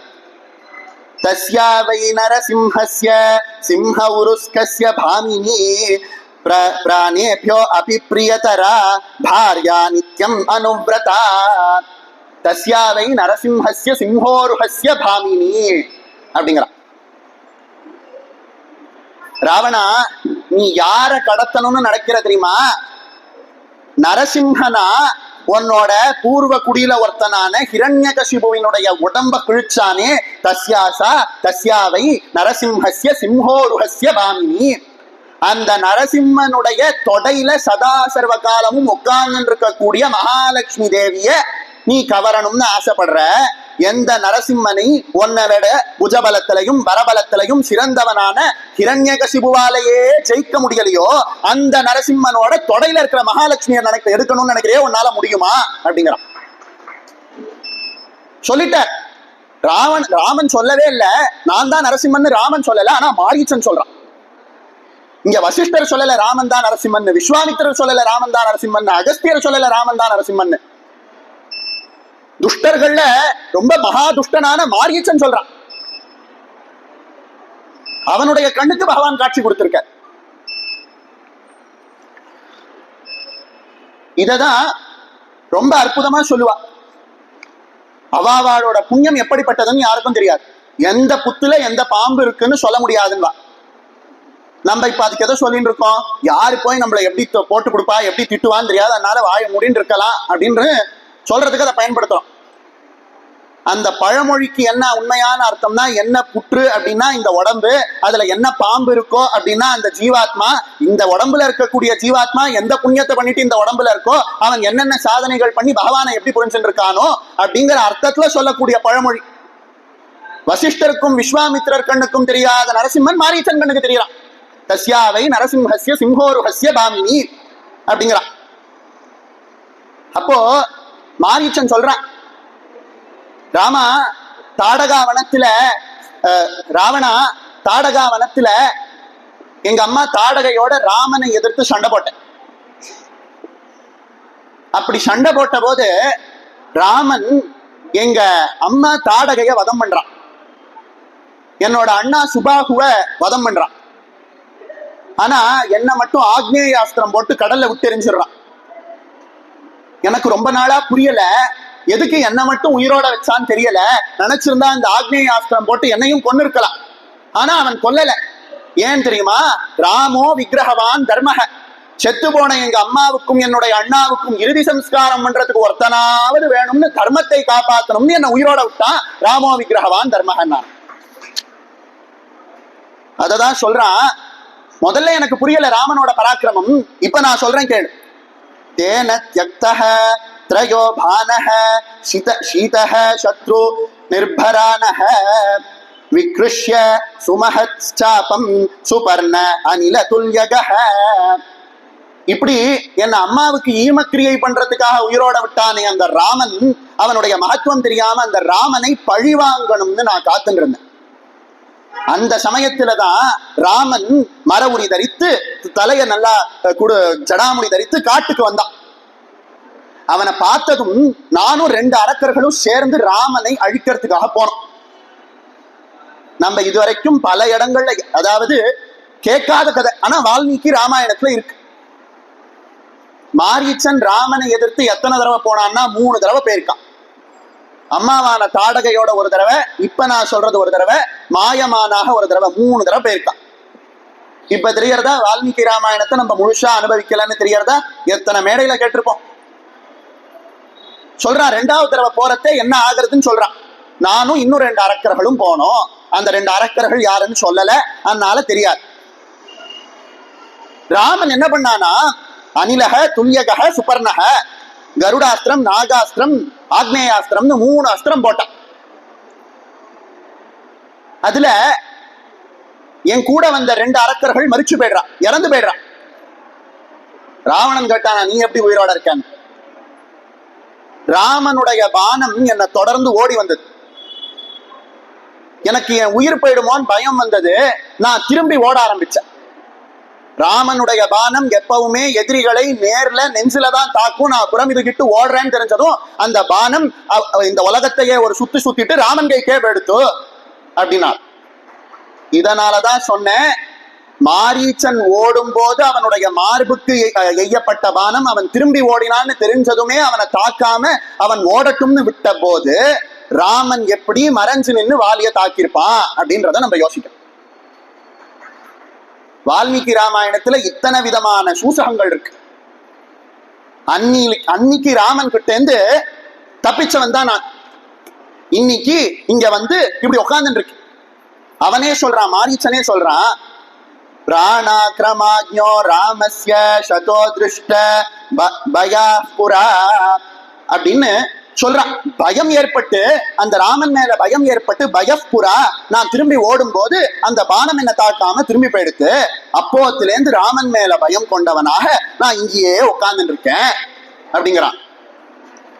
இங்க உட்கார்ந்து இருக்கும் போதும் எனக்கு என்ன தெரியறது அப்படின்னா, அந்த ராமனே எல்லா இடத்துலயும் தெரியறான். ராமனை தவிர வேற எதுவுமே எனக்கு தெரியல. என்ன சொல்றான் அப்படின்னா, அபிராம சஹஸ்ராணி பீதா பஷ்யாமி ராவணா ராம பூதம் இதம் சர்வம் ஆரண்ய பிரதிபாதி மே. அன்னைக்கு ராமனை பார்த்து பயந்து ஓடி வந்தவன் தான். சர்வம் ராமபூதம் இதம் சர்வம் ஆரண்யம் பிரதிபாதி மே. இந்த ஆரண்யத்துக்கு இந்த காட்டுக்கு வந்துட்டு ராமனை பார்த்து பயந்து உட்கார்ந்து இருக்கேன் இல்லையா, எனக்கு பார்க்கக்கூடிய ஒரு பொருளும் ராமனை போலவே இருக்கு. ராமனை நினைச்சு நான் பயந்துட்டே இருக்கேங்கிறான். ராமபூதம் இதம் சர்வம் ஆரண்யம் பிரதிபாதிமே. ஒரு தடவை நம்ம நல்ல காரியம் பண்ணும் போது என்ன சொல்றோம், சர்வம் விஷ்ணுமயம் ஜெகத்துன்னு சொல்லிதானே ஆரம்பிக்கிறோம். இந்த உலகம் முழுக்க விஷ்ணு இருக்கிறதுனால தானே அவருக்கு விஷ்ணுன்னு பேரு. விஷதீதி விஷ்ணு. விஷம் எப்படி உடம்புல பரவுறதோ அதை போல இந்த உலகம் முழுக்க பரவி இருக்கிறதுனால தானே அவனுக்கு விஷ்ணுன்னு பேரு. சர்வம் விஷ்ணுமயம் ஜெகத் ஸ்ரீ கோவிந்த கோவிந்த கோவிந்த அத்ய ஸ்ரீ பகவத மகாபுருஷஸ்ய விஷ்ணோஹோ ஆக்ஞயா அப்படின்னு தானே சங்கல்பம் பண்றோம் எந்த நல்ல காரியம் பண்ணாலும். வேதம் என்ன சொல்றது, சர்வம் விஷ்ணுமயம் ஜெகத். அப்படி வேதம் சொன்னதை ராமபூதம் இதம் சர்வம் ஆரண்யம் பிரதிபாதிமே, சர்வம் விஷ்ணுமயம் ஜெகத்துன்னு சொன்னதை ராமனே என் கண்ணுக்கு மொத்தம் தெரியறாங்க. இத ஆழ்வார் சொல்லல, நாயன்மார் சொல்லல, ஒரு அரக்கன் சொல்றான். காட்டுல இருக்கிற மரம் எனக்கு ராமனா தெரியறது, கல்லு எனக்கு ராமனா தெரியறது அப்படின்னு லிஸ்ட் போடுறான். ராமம் ஏவஹி பஷ்யாமி ரஹிதே ராட்சசேஸ்வர திருஷ்ட்வா ஸ்வப்னகதம் ராமம் உத்ராமமி விசேதனஹ. நான் தூங்கலான்னு கண்ணை மூடுறேன், அங்க கூட ராமனுடைய அற்புதமான வடிவம் தெரியறது. அதை பார்த்து டமக்குன்னு எழுந்துக்கிறேன். சரி, கண்ணை மூடி தூங்கினாலும் ராமன் தெரியறானே, முழிச்சா யார் தெரியறான்னு பார்த்தா அங்கேயும் ராமன் தாண்டா தெரியறான், ராவணாங்கிறான். அதுக்கு மேல அற்புதமான ஒரு ஸ்லோகம் சொல்றான். ரகாராதீனி நாமானி ராமம் த்ரஸ்தஸ்ய ராவணா ரதானி ச ஏவ விஸ்தாரம் ஜனயாந்தி மே. யாராவது ஒருத்தர் என் கூட பேச வரா, அப்படி அவ பேசும்போது ராத்திரி அப்படின்னா கூட அவ ஒருவேளை ராமான் தான் சொல்ல வராளோன்னு ராமான் பயமா இருக்கு. அதனாலதான் உன்னை பார்த்து ராவணான்னு கூட நான் கூப்பிடல. எங்க ரான்னு ஆரம்பிச்சு மான்னு முடிச்சா திரும்பி ராமன் வந்துருவானோன்ற பயத்துல லங்கேஸ்வரா தசானனான்னு கூப்பிடுறேன். எனக்கு எங்க பார்த்தாலும் ராமனையே தெரியறான் அப்படிங்கிற. இத அந்த அரக்கன் சொல்றதுதான் ஆச்சரியம். யோகிகளுக்கு கூட கைவராத நிலை. பிராந்தை சித்தர்னு ஒரு சித்தர். அந்த சித்தர் கேரளத்துல ஒரு ஊர்ல இருந்தார். இந்த ஊர்ல இருக்கிறவர் எல்லாரும் அவரை பைத்தியம் பைத்தியம் பைத்தியம். காரணம் என்னடான்னா, ஒரு பெரிய பாறாங்கல்ல கஷ்டப்பட்டு உருட்டி கொண்டு போய் மலை உச்சியில வைப்பாராம். இதுக்கே சாயந்தரம் ஆயிடும். சாயந்தரம் சூரியன் அஸ்தமனமான சமயத்துல அந்த கல்லை தள்ளி விட்டுட்டு பின்னாடி கை கொட்டி சிரிச்சுண்டே ஓடி வருவார். ஊர்ல இருக்கிற ஜனங்கள்லாம் எதுக்கு இவர் கல்லை உருட்டின்னு மேல போனார், எதுக்கு அதை உருட்டின்னு கீழே வரார், ஒண்ணுமே புரியாம அவரை பைத்தியம் அப்படின்பா. இவர் என்ன பண்ணுவாரா, அன்னன்னைக்கு பிக்ஷை எடுத்த சாதத்தால உயிர் வாழ்ந்துட்டு அதுக்கு மேல கையில ஒண்ணும் வச்சுக்க மாட்டார். இப்படி தனக்குன்னு ஒரு சொத்தும் இல்லாம அன்னைக்கு சாப்பாடை பிக்ஷை எடுத்து சாப்பிட்டுட்டு அதை அன்னைக்கு கழிச்சுட்டு ஒரு சொத்தும் இல்லாம உறங்கக்கூடியவர்கள் மகான்கள். இவர்களுக்கு சொத்தே இல்லைன்னு நம்ம நினைக்க கூடாது. அருணகிரிநாதர் சொல்லுவார், புவியில் அன்றை கன்றை பவர் வைப்பென்று, புவியில் அன்றைக்கு வைப்பு என்று அப்படிங்கிற. ஒரு நாளைக்கினுடைய பொருளை அன்னைக்கே செலவழிச்சுட்டு மறுநாளை பற்றி யோசிக்காம நாளை செயலை நாராயணன் பார்த்துப்பான்னு சொல்லக்கூடிய மகான்களினுடைய வைப்பு நிதி யாருன்னா முருகப்பெருமானுடைய திருப்பாதங்கள் அருணகிரிநாதர். இப்படி அந்த பிராந்தை சித்தர் என்ன பண்ணார், காலையில போய் பிக்ஷை எடுத்துட்டு வந்த சாத்தை மறுநாள் அன்னைக்கு ராத்திரி சுடுகாட்டுல எரியக்கூடிய சிதையிலிருந்து எடுத்துட்டு வந்த கட்டையில சாதமா சமைக்கிறார். அப்படி சாதமா சமைக்கும் போது ஊன்னு சத்தம். அப்படி பாக்குறாரு, என்ன அப்படின்னு பார்த்தான்னா பேய்கள் பூதங்கள் எல்லாம் ஆடுது. அந்த பேய்களுக்கு மத்தியில தலைய நல்லா விரிச்சு போட்டுக்கிட்டு கண்ணங்கரேல்னு காளி தேவி நடனம் ஆடுறான். அதை பார்த்துட்டு அவ்வளவுதானே அப்படின்ட்டு இவர் பாட்டு சமைக்கிறார். காளி தேவிக்கு பயமாயிடுச்சு. என்னடா இது, என்ன பார்த்தா சிவனே நடுங்குவாரே, இவர் என்னடா அண்ணா ஒரு ஓரமா உட்காந்து சமைச்சுட்டு இருக்காரு அப்படின்னு காளி தேவி வந்து அவரை கேட்டார், ஏன் என்ன பார்த்தா உனக்கு பயமா இல்லையா அப்படின்னு. அதுக்கு பிராந்தை சித்தர் சொன்னார், அம்மா இந்த உடம்புல இருக்கிறதும் சிவன் தான், நீயும் சிவன் தான், உன் கூட ஆடுற பேயும் சிவன் தான், அங்க எரியறதும் சிவன் தான், இங்க சாதமா இருக்கிறதும் சிவன் தான், ஒரு சிவத்தை பார்த்து ஒரு சிவம் எப்படிமா பயப்பட முடியும்னு கேட்டார். இப்படி ஞானிகள் சதா சர்வ காலமும் எல்லா இடத்திலையும் சிவனையே பார்க்கக்கூடியவர்கள். அதை பார்த்துட்டு காளி தேவி, ஆஹா இப்படி ஒரு ஞானியா, உனக்கு என்னப்பா வரம் வேணும் அப்படின்னு.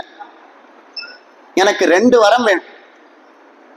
இந்த உலகத்துல மனிதர்கள் ஒண்ணு புரிஞ்சுக்கணும், வாழ்க்கையில பகவானை நினைத்து ஆன்மீகத்துல முன்னேறது ரொம்ப கஷ்டம். ஆனா கால் கொஞ்சம் இடறினா கூட திரும்பி அதல பாதாளத்துக்கு போயிடுவோம். இத மக்களுக்கு உணர்த்துறதுக்காக தான் கஷ்டப்பட்டு ஒரு பெரிய பாறாங்கல்ல உருட்டி மலை மேல கொண்டு போய் வச்சுட்டு அந்த பாறாங்கல்ல ராத்திரியானது உருட்டி விட்டேன். இப்படி இந்த உலக வாழ்க்கை நிலையில்லாததுன்றத மக்கள் புரிஞ்சுக்கணும். முதல் வரம். 2வது வரம் என்ன தெரியுமா, இது போல என்ன பயமுறுத்தணும்னு நினைச்சு நீ சுடுகாட்டுல இந்த ஆட்டம் போடுறியே, இது மாதிரி யார் கண்ணுக்கும் தெரியாத மாதிரி இனிமே ஆட்டம் போடாத, என்ன நான் தாங்கினா மாதிரி இன்னொருத்தன் தாங்க மாட்டார் அப்படின்னு வரம் கேட்டாராம். அவருக்கு வரம் கொடுத்ததுனாலதான் சுடுகாட்டுல இருக்கக்கூடிய காளி தேவி இப்போ யார் கண்ணுக்கும் தெரியறது இல்ல அப்படின்னு சொல்லுவான். இதை எதுக்கு சொல்ல வந்தேன் அப்படின்னா, காளி தேவியே முன்னாடி வந்து நின்ன போது கூட அவர் அந்த காளி தேவி பிராந்தை சித்தர் கண்ணுக்கு பரமேஸ்வரனா தெரிஞ்சார். ஆண்டாளானவள் கிருஷ்ணனை நினைச்சு உருகி நாச்சியார் திருமொழி பாடுறா. அப்படி பாடிண்டே இருக்கும் போது வழியில போறவன் கிருஷ்ணான்னு சொன்னா கூட அப்படியே உருகி போயிடுறேனே அப்படிங்கிறான். எங்கேயாவது கிருஷ்ணான்ற பேர் கேட்டா கூட உருகி போயிடுறேங்கிறாளா. அதுதான் பக்தியோட பாவம், உத்தமமான பாவம்.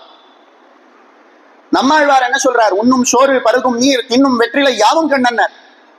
சாப்பிடுற சாப்பாடை எடுத்தா கண்ணன் தெரியறானா, குடிக்கக்கூடிய ஜலத்தை எடுத்தா அதுல கண்ணன் தெரியறானா, சரி ஒண்ணு வேண்டாம் வெத்தலை பாக்கு போடலான்னு பார்த்தானா அதுலயும் கண்ணன் தெரியறான். அற்புதமாக இருக்கக்கூடிய இந்த தாயுமானவர்னு ஒரு மகான் இருந்தார். அவர் ஒரு நாளைக்கு சிவபூஜை பண்ணலான்னு உட்கார்ந்தாராம். அவர் பெரிய மகான்கிறதுனால அவருக்கு சிவபூஜை பண்றதுக்கு பலவிதமான பதார்த்தங்கள் வச்சார். எதிர்க்க ஒரு சிவலிங்கம் இருந்தது. முதல்ல ஜலத்தை எடுத்து சிவலிங்கத்துக்கு அபிஷேகம் பண்ணலான்னு அந்த ஜலபாத்திரத்தை எடுத்தாராம், பார்த்தாராம், கீழே வச்சுட்டார். சரி பாலையாவது அபிஷேகம் பண்ணலான்னு பாலை எடுத்தாராம், பார்த்தாராம், கீழே வச்சார். அடுத்து சந்தனத்தை எடுத்தாராம், பார்த்தாராம், மனசு ஒப்பல, கீழே வச்சார். பூவை எடுத்தாராம், பார்த்தாராம், ஏதோ அவருக்கு பிடிக்கலன்னு இல்லை, அதை பார்த்து அவருடைய மனசு ஏதோ சரின்னு படல, கீழே வச்சுட்டார். சரி அப்படின்னு சிவலிங்கத்தை பார்த்தாரா, அதை பார்த்ததும் அவர் மனது இன்னும் வருத்தப்பட ஆரம்பிச்சுட்டு. எல்லாரும் போய் கேட்டா, சுவாமி எதுக்காக பாலை எடுக்கிறீங்க கீழே வைக்கிறீங்க, சந்தனத்தை எடுக்கிறீங்க கீழே வைக்கிறீங்க, தயிர் எடுக்கிறீங்க கீழே வைக்கிறீங்க, சிவலிங்கத்தை பாக்குறீங்க மனசு வருத்தப்படுறீங்க, என்ன அப்படின்னா, இல்ல பாலை எடுத்து சிவனுக்கு அபிஷேகம் பண்ணணும்னு பார்த்தேன், அந்த பால்லையும் சிவன் தான் இருக்கான். தயிரை எடுத்து அபிஷேகம் பண்ணணும்னு பார்த்தேன், அந்த தயிர்லையும் சிவன் தான் இருக்கான். சந்தனத்தை எடுத்து அபிஷேகம் பண்ணணும்னு பார்த்தேன், சந்தனத்திலையும் சிவன் தான் இருந்தான். சரி இதை வச்சு என்னால ஒண்ணுமே பூஜை பண்ண முடியலையேன்னு அந்த சிவலிங்கத்தை பார்த்தேன், சிவலிங்கத்திலையும் சிவன் தான் இருந்தான். பூஜை பண்ணக்கூடிய என்ன பார்த்தேன், நானும் சிவனா தான் இருக்கேன். இப்படி எல்லாமே சிவனா இருக்கும் போது என்னால அவனை எப்படி பூஜை பண்ணணும்னு தெரியலையேன்னா, இப்படி உலகம் முழுக்க அத்தனையையும் பரமேஸ்வரனாக பார்க்கக்கூடிய அந்த பாவம் மகான்களுக்கு மட்டும் ஏற்படும். ஆனா இவன் என்ன சொல்றான், சர்வம் விஷ்ணுமயம் ஜெகத்து அப்படின்னு சொல்றா போல இந்த ஆரண்யம் மொத்தமும் ராமனோட வடிவமா தெரியறது அப்படிங்க. இதுக்கெல்லாம் மேல அற்புதமா ஒரே ஒரு ஸ்லோகம் தான். வால்மீகி எப்பவுமே பெருசா ரீல் சுத்த மாட்டார். ஒரு ஸ்லோகம் சொல்லுவார், நெத்தி பொட்டில் அடிக்கிற மாதிரி இருக்கும்.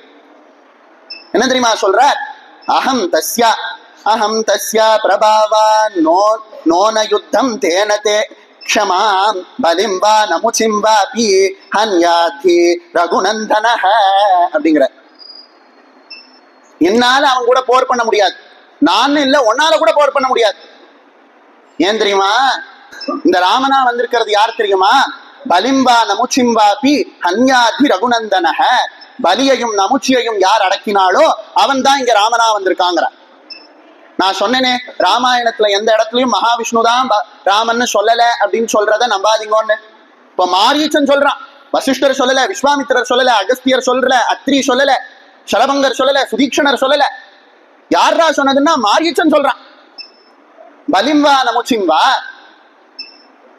பலி மகாராஜாவை திரிவிக்ரம அவதாரம் எடுத்து எந்த பகவான் அடக்கினாரோ, நமுச்சியை எந்த பகவான் அடக்கினாரோ அவர் தான்ப்பா இப்ப ராமனா வந்திருக்கான் அப்படிங்கிற. இப்போ நம்ம அற்புதமான ஒரு விஷயத்தை நம்ம நோட் பண்ணணும். என்ன அப்படின்னு கேட்டா, அனந்த ராமாயணத்துல அற்புதமான ஒரு கதை வருது. ராவணன் 3 உலகத்தையும் ஜெயிக்கிறான் இல்லையா?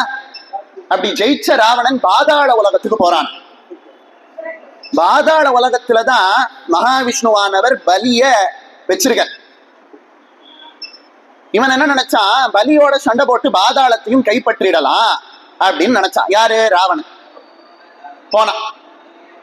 அப்ப பலி மகாராஜா என்ன பண்ணாரா, தன்னுடைய மனைவியான விந்தியாவளின்னு பேர், அவளோட உட்காந்து தாயம் விளையாடிட்டு இருக்க. தாயம் விளையாடிட்டே இருக்கும்போது அந்த மேஜையில இருந்து தாய கட்ட கீழே விழுந்துடுறது.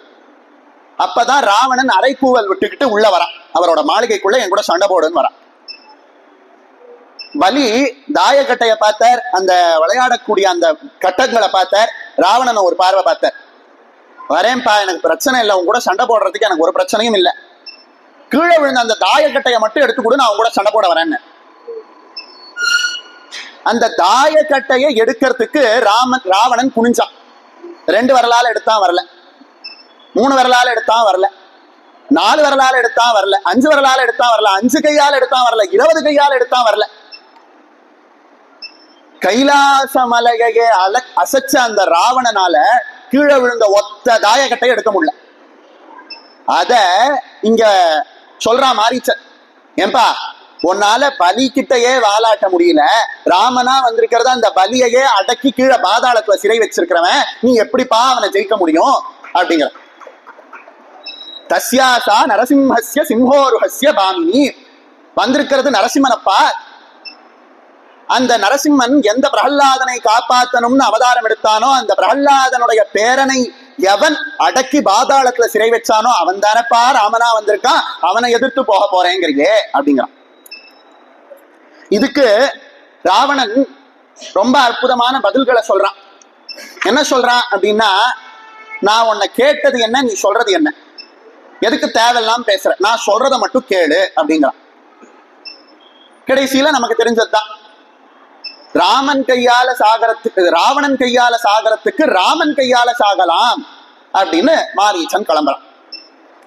இது வால்மீகி ராமாயணத்துல ஆரண்ய காண்டத்துல இருக்கக்கூடிய அற்புதமான கட்டம். ராமனை நமக்கு நரசிம்ஹன்னு காமிச்ச கட்டம். இப்போ மாரீச்சனானவன் மாயமானா போறான். ராமன் அவனை துரத்திட்டு போறான், லக்ஷ்மணனும் பின்னாடியே போறான். அந்த சமயம் ஒரு பிக்ஷைக்காரனா ராவணன் வரான். நல்லா யோசிச்சு பாருங்க, பிக்ஷை எடுக்கிறவன் நகரத்துல போய் பிக்ஷை எடுக்கணும்.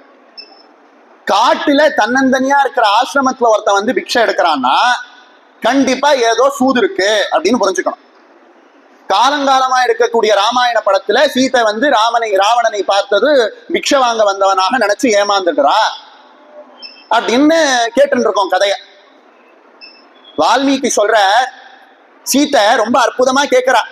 பிக்ஷைக்காரன் வடிவத்துல வந்த ராவணனை பார்த்து கேட்கிறா. பிக்ஷைக்காரன் வடிவத்துல இருக்கிற ராவணன் எப்படி இருக்கான்?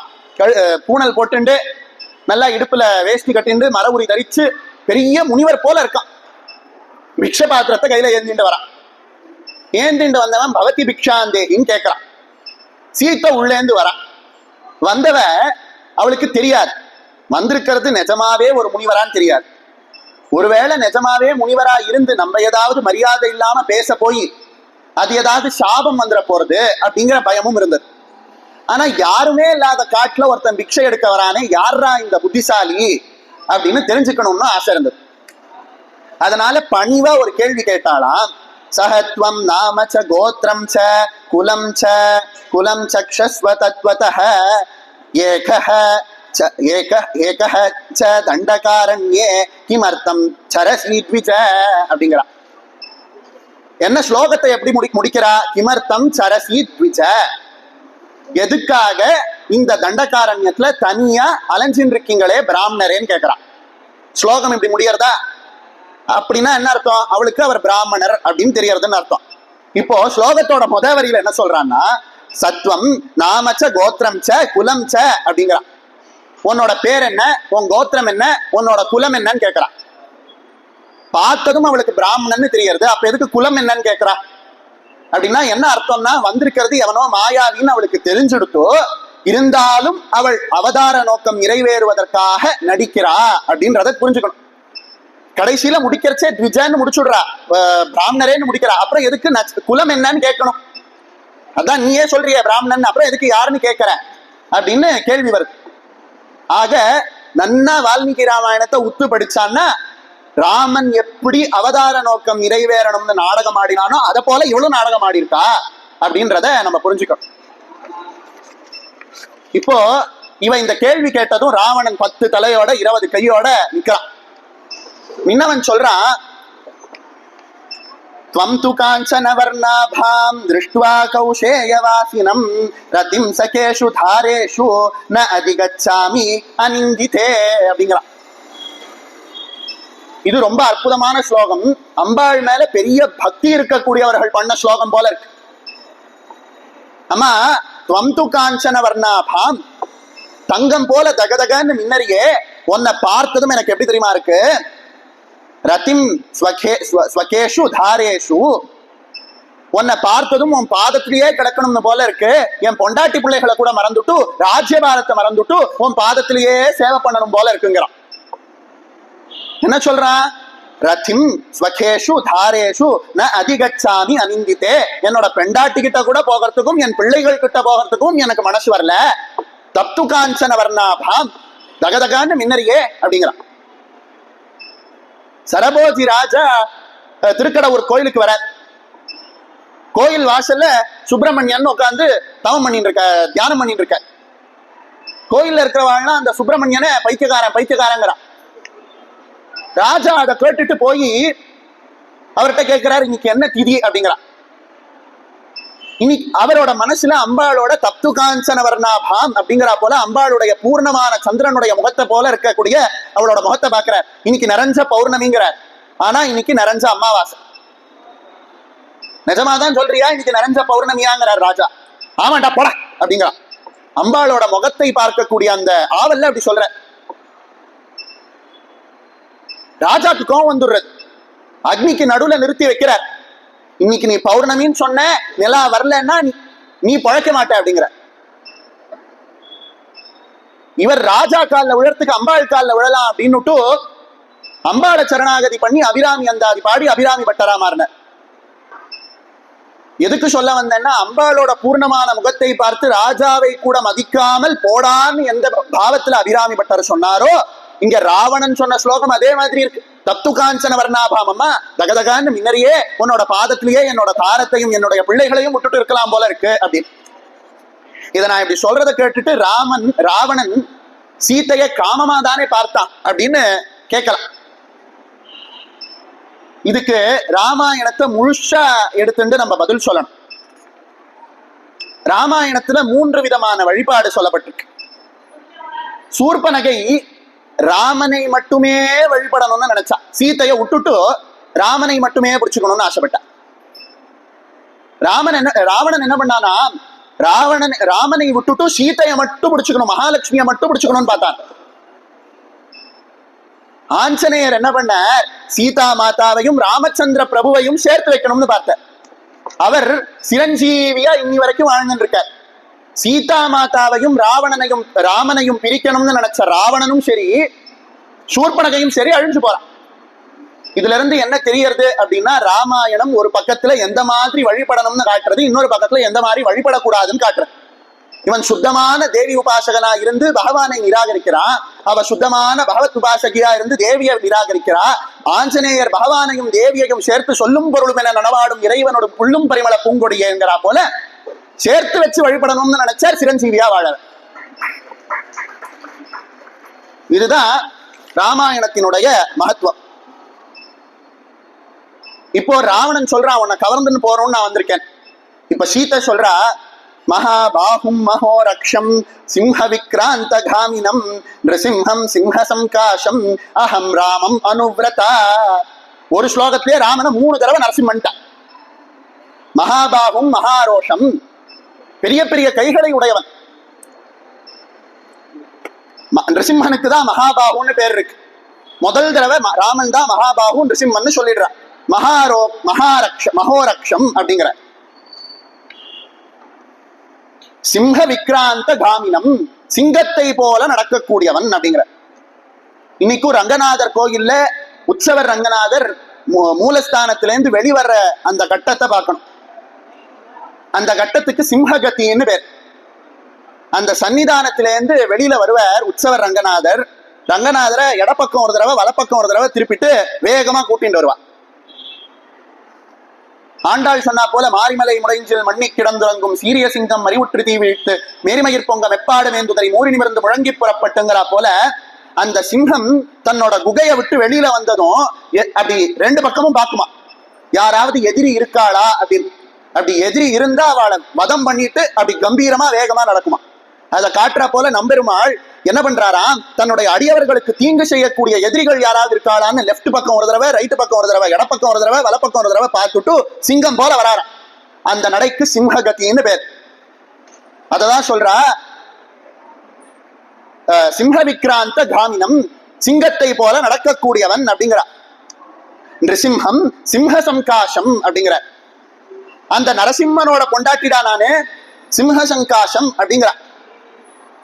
சிங்கத்தை போல இருக்கக்கூடிய அந்த நரசிம்மனோட பொண்டாட்டினா என்ன, அவன் தேர்ந்து பிரிக்கணும்னு நினைக்கிறியே, உன்னால பிரிக்க முடியுமான்னு கேட்கிறான். ஒரே ஸ்லோகத்துல 3 இடத்துல சிம்ஹ விக்ராந்த காமினம் நரசிம்ஹம் சிம்ஹ சங்காசம்னு 3 தடவை சொல்றா சீதை. ராமந்தா நரசிம்மன், ராமந்தா நரசிம்மன், ராமந்தா நரசிம்மன். உன்னோட மூதாதையனான ஹிரண்யகசிபு செய்த தப்ப பண்ணாதடா, இங்கேருந்து கிளம்புடா, இங்கேருந்து கிளம்புடாங்கிற. கேட்டானா, விநாச காலே விபரீத புத்தி. கேட்கல. அடுத்து சொல்றா, பூர்ண சந்திரானனம் வீரம் ராஜவத்சம் ஜிதேந்திரியம் ருத்து கிரீதம் மகாபாகும் அஹம் ராமம் அனுவ்ரதா. முதல்ல ஒரு அனுவ்ரதா சொன்னா, அஹம் ராமம் அனுவ்ரதா. இங்க 2வது தடவை சொல்றா அஹம் ராமம் அனுவ்ரதா அப்படின்னு. ஸ்லோகத்தோட ஆரம்பத்தை பாருங்க, பூர்ண சந்திரானனம் சொன்ன, காண்டத்துக்கு காண்டம், சர்க்கத்துக்கு சர்க்கம், ராமனை சந்திரன் வால்மீகி சொன்னதுனாலதான் சூரிய வம்சத்துல பிறந்த ராமனை ராமச்சந்திரன் சொல்றோம். அதுக்கு ஒரு ஆதாரம் இந்த ஸ்லோகம். ராமம் பூர்ண சந்திரானனம் அப்படின்னு சீதை சொல்றா. முதல் ஸ்லோகத்துல ராமம் அனுவ்ரதா அப்படிங்கிறா, ராமனை சரணாகதி பண்ணினவள் நான் அப்படிங்கிறா. 2வது ஸ்லோகத்துல சொல்றா ராமனை சரணாகதி பண்ணவள் நான் அப்படின்னு. அடுத்து ஒரு ஸ்லோகம் சொல்லுவா, அதுலயும் சொல்றா இப்படிப்பட்ட ராமனை சரணாகதி பண்ணவன் அப்படின்னு. அடுத்து ஒரு ஸ்லோகம் சொல்ல போறா, அடுத்துலயும் சொல்றா இப்படிப்பட்ட ராமனை சரணாகதி பண்ணவள் நான் அப்படின்னு. எதுக்கு இப்படி 4 தடவை சொல்லணும்? நிருசிம்மன் 3 தடவை சொல்லிட்டா, அந்த நிருசிம்மனை சரணாகதி செய்தவள் நான் 4 தடவை சொல்லிட்டா. ஒரு தடவை சொன்னாலே போருமே, எதுக்கு 4 தடவை சொல்லணும்? நன்னா யோசிச்சு பாருங்க. பார்வதி தேவியானவள் விஷ்ணு சஹஸ்ரநாமத்தை சின்னதா சொல்லி முடிக்க என்ன பண்ணலாம்னு கேட்ட போது ஸ்ரீராம ராம ராமேத்தின்னு 3 தடவை சொல்லணும்னு. எந்த ஒரு வேத மந்திரத்தை சொல்ல ஆரம்பித்து அந்த வேத மந்திரத்தை சொல்லி முடிக்கும் போது ஓம் சாந்தி சாந்தி சாந்தின்னு சொல்றோம். இப்படி அதே மாதிரி தைத்திரிய உபனிஷத்துல இந்த உடம்பு அன்னமயமான பிரம்மஸ்வரூபம்னு சொல்றதுக்கு அகம் பிரம்மம் அகம் பிரம்மம் அகமன்னாதம் ஓகமன்னாதம் ஓகமன்னாதம்னு 3 தடவை வரும். அதாவது உண்மை எதுவோ அதை சொல்றோம் அப்படின்னா அதை 3 தடவை சொல்லணும் அப்படின்னு ஒரு வழக்கம் இருக்கு. வியாசர் அதனாலதான் சொன்னார், சத்தியம் சத்தியம் புனഃசத்தியம் உத்தாரிய புஜமுச்சியதே வேதாத் சாஸ்திரம் பரம் நாஸ்தி நதைவம் கேசவாத் பரம். வேதத்துக்கு மிஞ்சின சாஸ்திரம் இல்ல, விஷ்ணுவுக்கு மிஞ்சின தெய்வம் இல்லைன்னு சத்தியம் சத்தியம் திரும்பியும் சத்தியம் பண்ணி சொல்றேன்னார் வியாசர். உண்மையை 3 தடவை சொல்லணும். அதோட ஒரு வெளிப்பாடாதான் இன்னைக்கு கூட கோர்ட்டுல தவாலி யாரையாவது கூப்பிடுறான்னா அவ பேரை 3 தடவை சொல்லுவான். அந்த கோர்ட்டுல ஜட்ஜ் அமைதி நிலவனம்னா ஆர்டர் ஆர்டர் ஆர்டர்னு 3 தடவை சொல்ற. எந்த ஒரு விஷயம் உண்மையோ அதை 3 தடவை சொல்லணும். வேதம் சொல்றதுனால உலகத்துல அமைதி நிலவும், அதனால சாந்தி சாந்தி சாந்தின்னு 3 தடவை சொல்றோம். நிருசிம்மனை நான் சரணாகதி பண்ணினவள்னு சீத்தை 4 தடவை சொல்றான். ஏன்னா அது பூர்ண சத்தியம். ராமன் தான் சீத்தை, ராமன் தான் நிருசிம்மன் அப்படிங்கறத ஒரே ஸ்லோகத்துல 3 தடவை சொல்றா. ஏன்னா அது பூர்ண சத்தியம், அதுக்கு மேல ஒண்ணும் கிடையாது. இப்போ இவ சொல்றா, என்ன சொல்றா அப்படின்னா, என்ன நீ கவர்ந்தன்னா அது எந்த மாதிரி அர்த்தம் தெரியுமா? நிவேதன பொருளை நாய் தீண்டினது போல அர்த்தம். காட்டுல சிம்மம் வேட்டையாடின பிறகு அந்த சிங்கம் சாப்பிட்ட மிச்சத்தை தான் அந்த சிங்கத்தோட மனைவி சாப்பிடும். அதுக்கப்புறம் மனைவி சாப்பிட்ட மிச்சத்தை சிங்க குட்டிகள் சாப்பிடும். இவா குடும்பமே சாப்பிட்டு முடிச்ச பிறகுதான் நரி சாப்பிடும். நீ என்னடான்னா சிங்கத்துக்குன்னு உரித்தா இருக்கக்கூடிய என்ன சிங்கம் போன பிறகு கவர்ந்து போகணும்னு நினைக்கிறியே, நீ குள்ள நரி தானே, சிங்கம் இருக்கும் போது பாருடாங்க. இப்போ ராமனை இவ குள்ள நரின்னு சொன்னத நம்ம பாகவதத்துல கொண்டு போய் சேர்க்கணும். இதே சீத்தை தான் பாகவதத்துல ருக்மிணியா பிறக்க போறா, துவாபர யுகத்துல ருக்மிணியா பிறக்க போறா. இதே ராமன் தான் துவாபர யுகத்துல கிருஷ்ணனா பிறக்க போறான். இதே ராவணன் தான் துவாபர யுகத்துல சிசுபாலனா பிறக்க போறான். இதே சீத்தைய கல்யாணம் பண்ணிக்கிறதுக்கு இதே ராவணன் சிசுபாலனா வரா.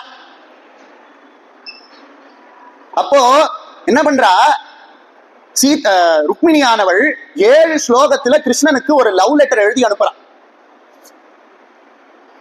இப்பெல்லாம் நம்ம விதவிதமா படத்துல லவ் ஸ்டோரி பாக்குறோம்.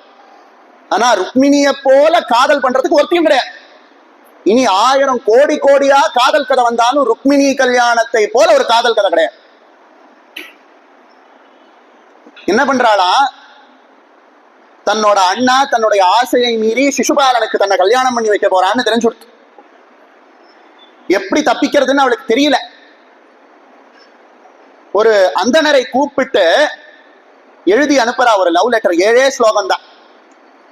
இதுல நன்னா கவனிச்சிங்க, என்னன்னா ராமாயணத்துல ராமனையும் சீத்தையையும் பிரிச்சது அந்தன வடிவத்துல ராவணன். அந்த இடத்துல ராவணனை த்விஜஹ அப்படின்னு சீத்தை சொன்னதாக பார்த்தோம். அதாவது 2 தடவை பிறந்தவன் அப்படின்னு அர்த்தம். ஏன்னா உபநயனம் ஆனதுன்னா 2வது பிறவின்னு அர்த்தம். ருக்மிணி கல்யாணத்துல பகவானையும் மகாலட்சுமியையும் சேர்த்து வைத்தது ஒரு த்விஜஹ, ஒரு அந்தனர்.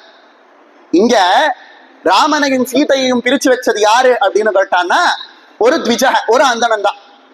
ராவணன் நிஜத்துல அந்தனன் தான், புலஸ்திய மகரிஷிக்கு பிறந்தவன். அங்க மகாவிஷ்ணுவையும் மகாலட்சுமியையும் சேர்த்து வைத்த அந்த அந்தனர் உயர்ந்த கதிக்கு போனார். இங்க இவா 2 பேரையும் பிரிச்சு வைக்கணும்னு நினைச்சவன் ரொம்ப கடினமான நிலைக்கு போனான். இப்போ ருக்மிணி அண்ணா சிசுபாலனுக்கு கல்யாணம் பண்ணி வைக்கிறா அப்படின்னதும் லவ் லெட்டர் எழுதுறா. என்ன எழுதுறான்னா, நன்னா யோசிச்சுக்கோங்க, ருக்மிணி இன்னும் கிருஷ்ணனை பார்க்கவே இல்லை.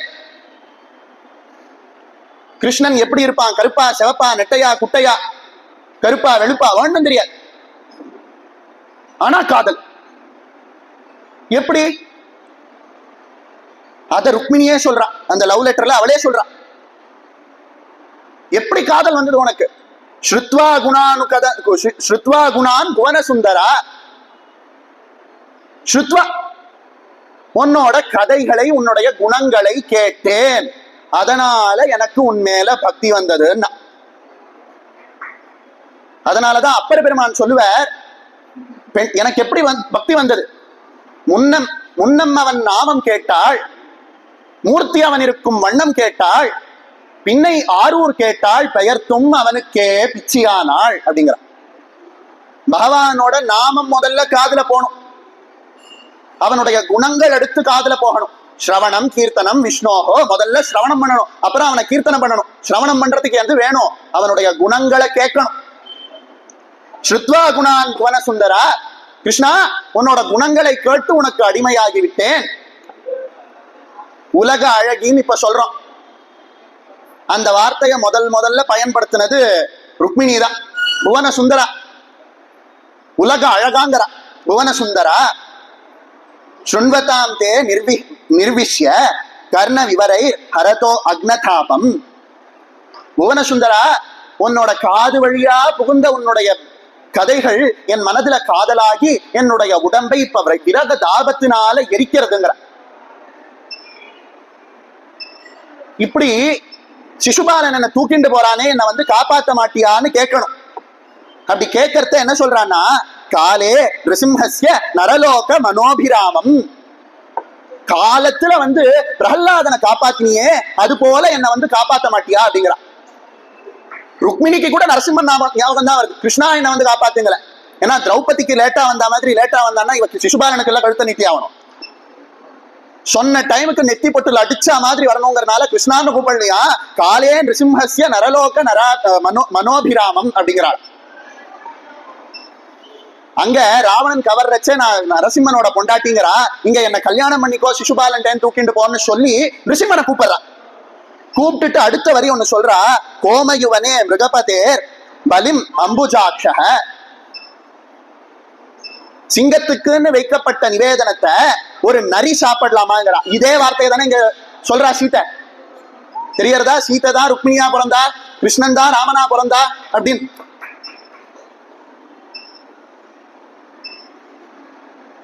இப்படி நிவேதன பொருளை நாய் தீண்டாது, அத போல என்ன நீ தீண்டக்கூடாதுங்கிறா. இப்போ ருக்மிணி என்ன சொன்னா, ஸ்ருத்வா குணானு கதனம், உன்னோட குணங்களை கேட்டு நான் அடிமையானேங்கிறா.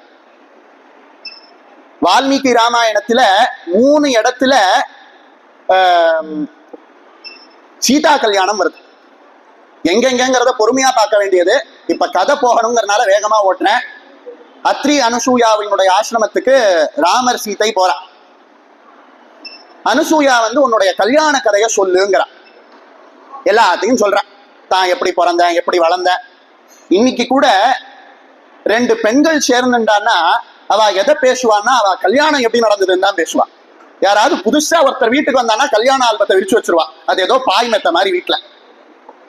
அது மாதிரி 2 பொண்கள் சேர்ந்தா, அனுசூயாவும் சீத்தையும். கல்யாண ஆல்பத்தை விரி, எப்படி நடந்தது கல்யாணம் சொல்லு அப்படின்னா.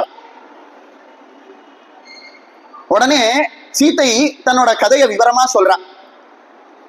சொல்லிட்டு வரும்போது ராமன் வில்ல வளைச்சுட்டான். வில்ல வளைச்சு உடைச்சுட்டான். என் அப்பா ஜனக மகாராஜா கையில கமண்டலத்தை எடுத்துட்டு என்ன பாணி கிரகணம் பண்ணி கொடுக்கறதுக்கு போற.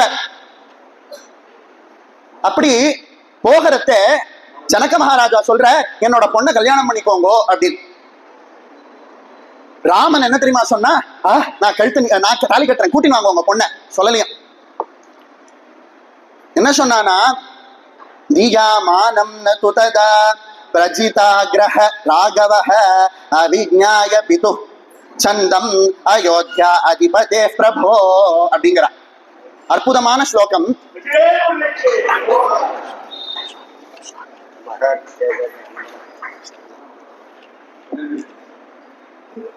என்ன சொல்றாளா, என் அப்பா ஜனக மகாராஜா கலசத்தை எடுத்துட்டு என் பொண்ணை கல்யாணம் பண்ணிக்கோங்கன்னதும், ஆஹா குடும்ப பொண்ணை வாங்கிக்கிறேன் இல்ல. என் அப்பா என் மேல ரொம்ப ஆசை வச்சிருக்கார். அவிஜ்ஞாய பிதுஷ்சந்தம் அயோத்தியா அதிபதே பிரபோ. என் அப்பாவை கூட்டிட்டு வாங்கோ, என் அப்பாவுக்கு சம்மதம்னா நான் கல்யாணம் பண்ணிக்கிறேன். நான் அனுசூயாட்ட சீதை சொன்னா, என்னடா இது வில்ல வளைச்சுட்டான், உடனே இவனுக்கு தாலிய கழுத்த நீட்டுன்னு எங்க அப்பா சொல்றாருன்னு பயந்துட்டே போனேன்.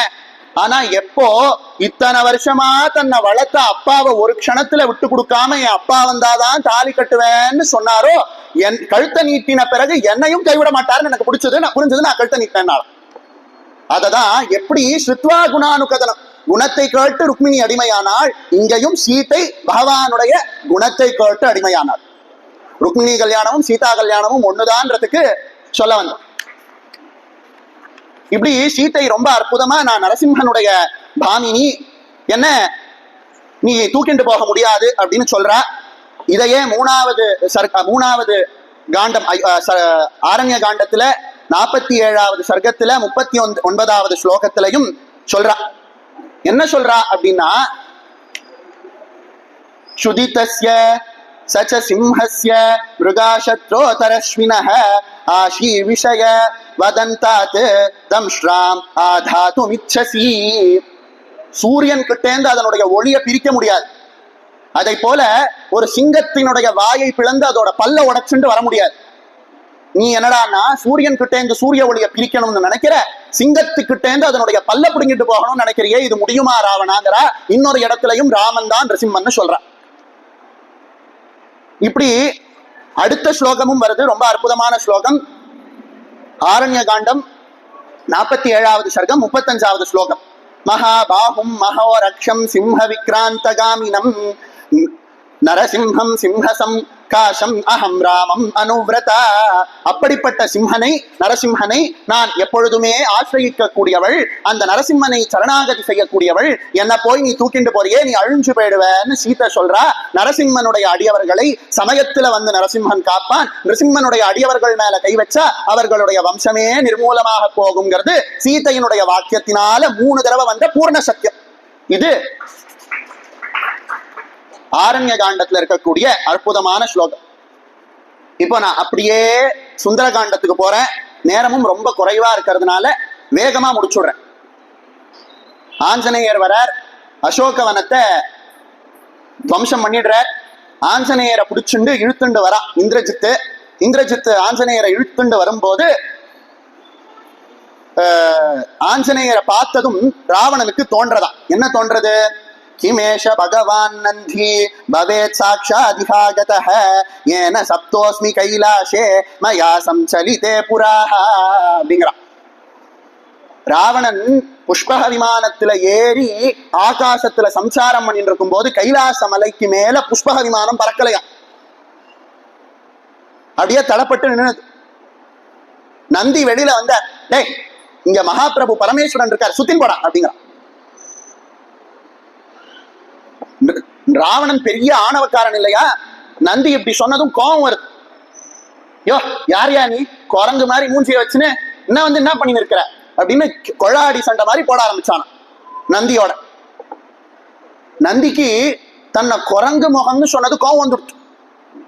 சபிச்ச எந்த செல்வ செருக்குனால கைலாச மலை கிட்ட வந்து இந்த ஆட்டம் போடுறியோ, அந்த செல்வம் அனைத்தும் என் முகத்தை பார்த்து நீ குரங்குன்னு சொன்ன இல்லையா, அந்த குரங்கால அழிஞ்சு போகும்.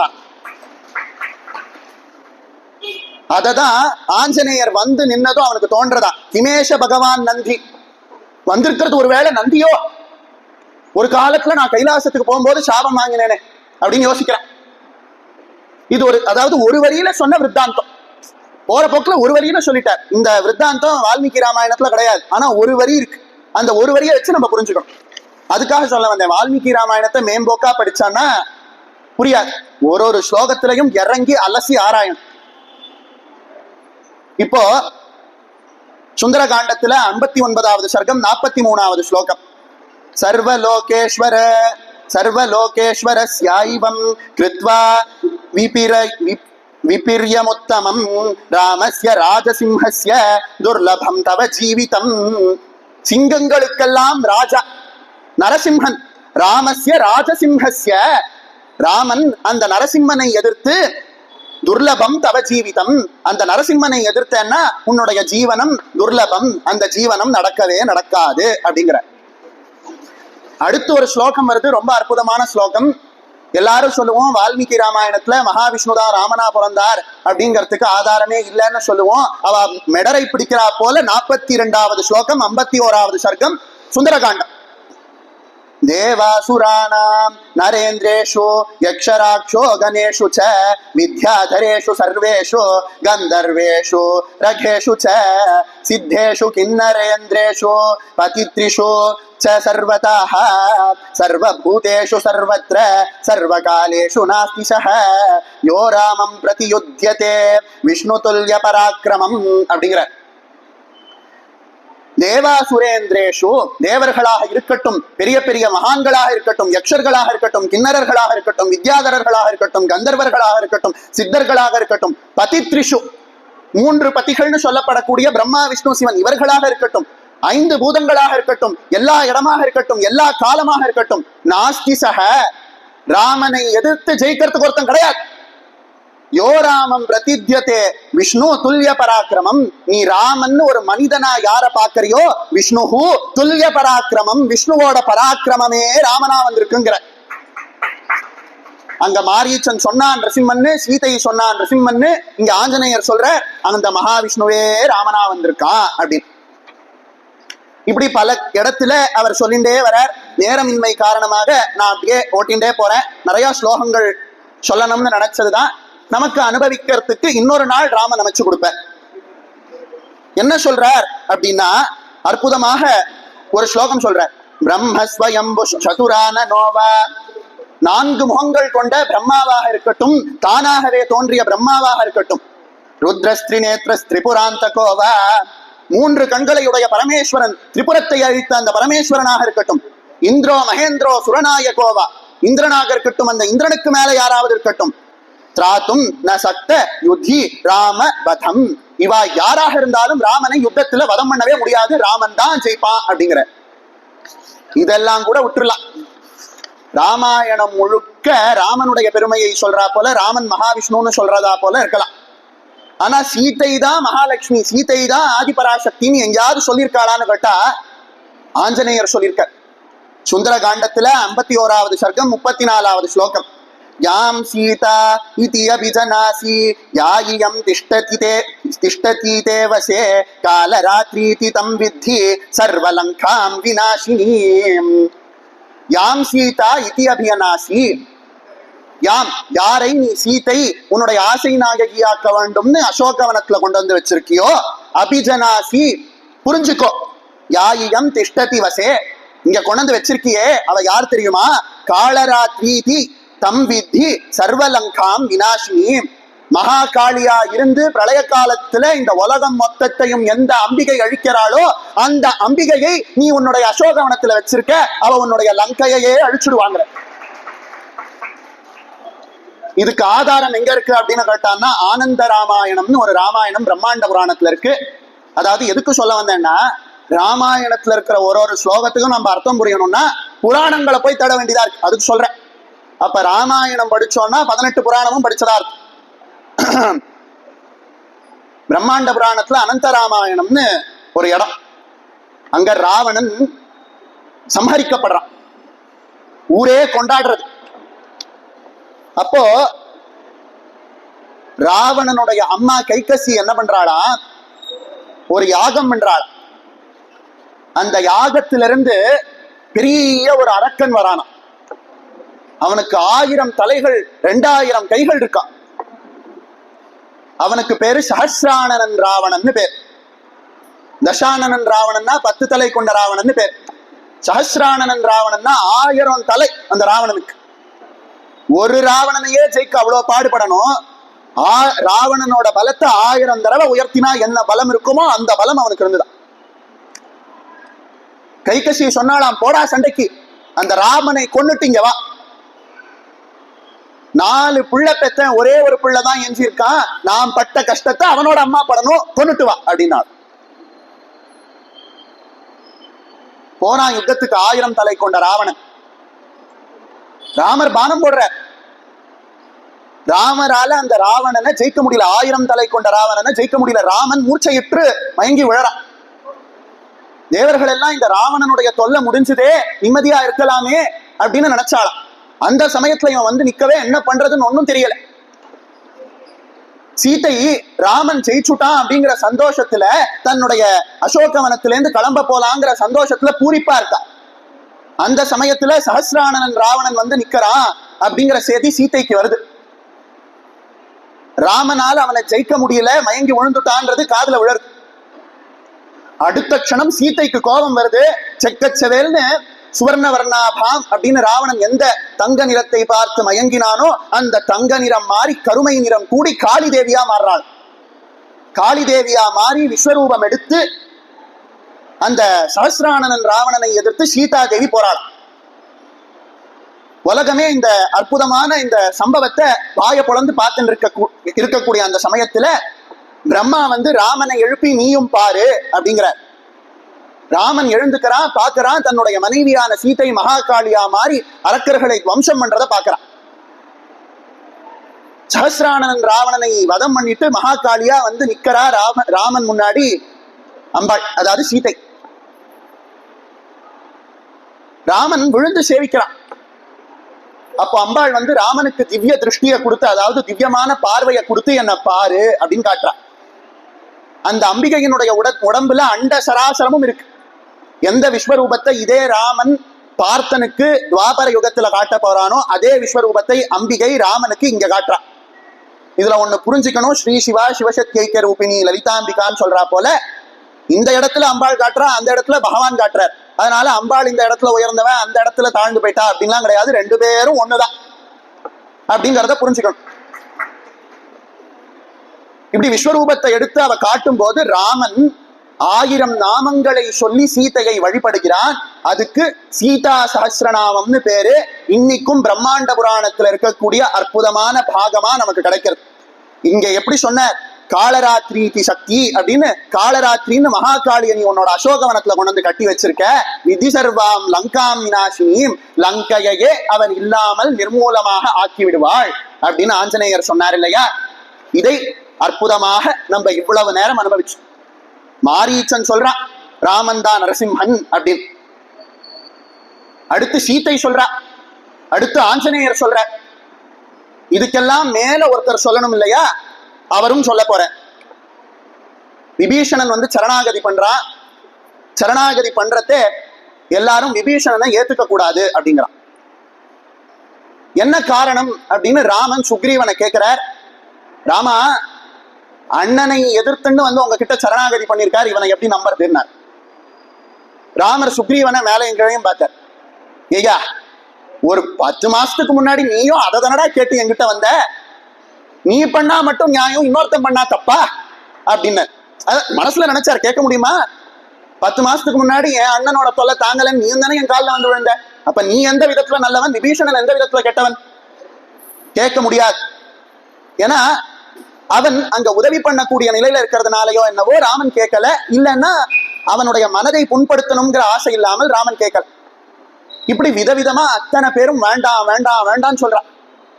இந்த விபீஷணன் கடைசியில உங்களையே கொன்னுடுவான், ராவணனுடைய தூதுவன் அப்படின்னு சொல்றான். ராமன் கடைசியில சொல்றான், ராட்சசர்கள் என்னை கொன்னுடுவாங்கிற பயம் உங்களுக்கு வேண்டாம். ஏன் தெரியுமா?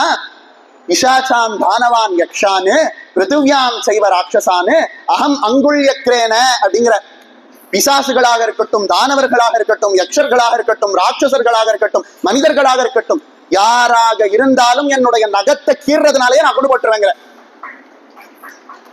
புள்ளின்வாய் கிண்டானை பொல்லா அரக்கனை கிள்ளி களைந்தானை கீர்த்திமை பாடி போய்கிறா போல பொல்லா அரக்கனை நகத்தால கீறி எரிஞ்ச நரசிம்மன் தான் நான் யுத்த காண்டத்துல விபீஷண சரணாகதி கட்டத்துல பகவானே நமக்கு காட்டி கொடுக்கிற. இப்படி ராமாயணம் முழுக்க ராமன் நரசிம்மனாக இருக்கிறதுனால ராமன் ராகவ சிம்ஹன் அப்படின்னு சொல்லப்படுற.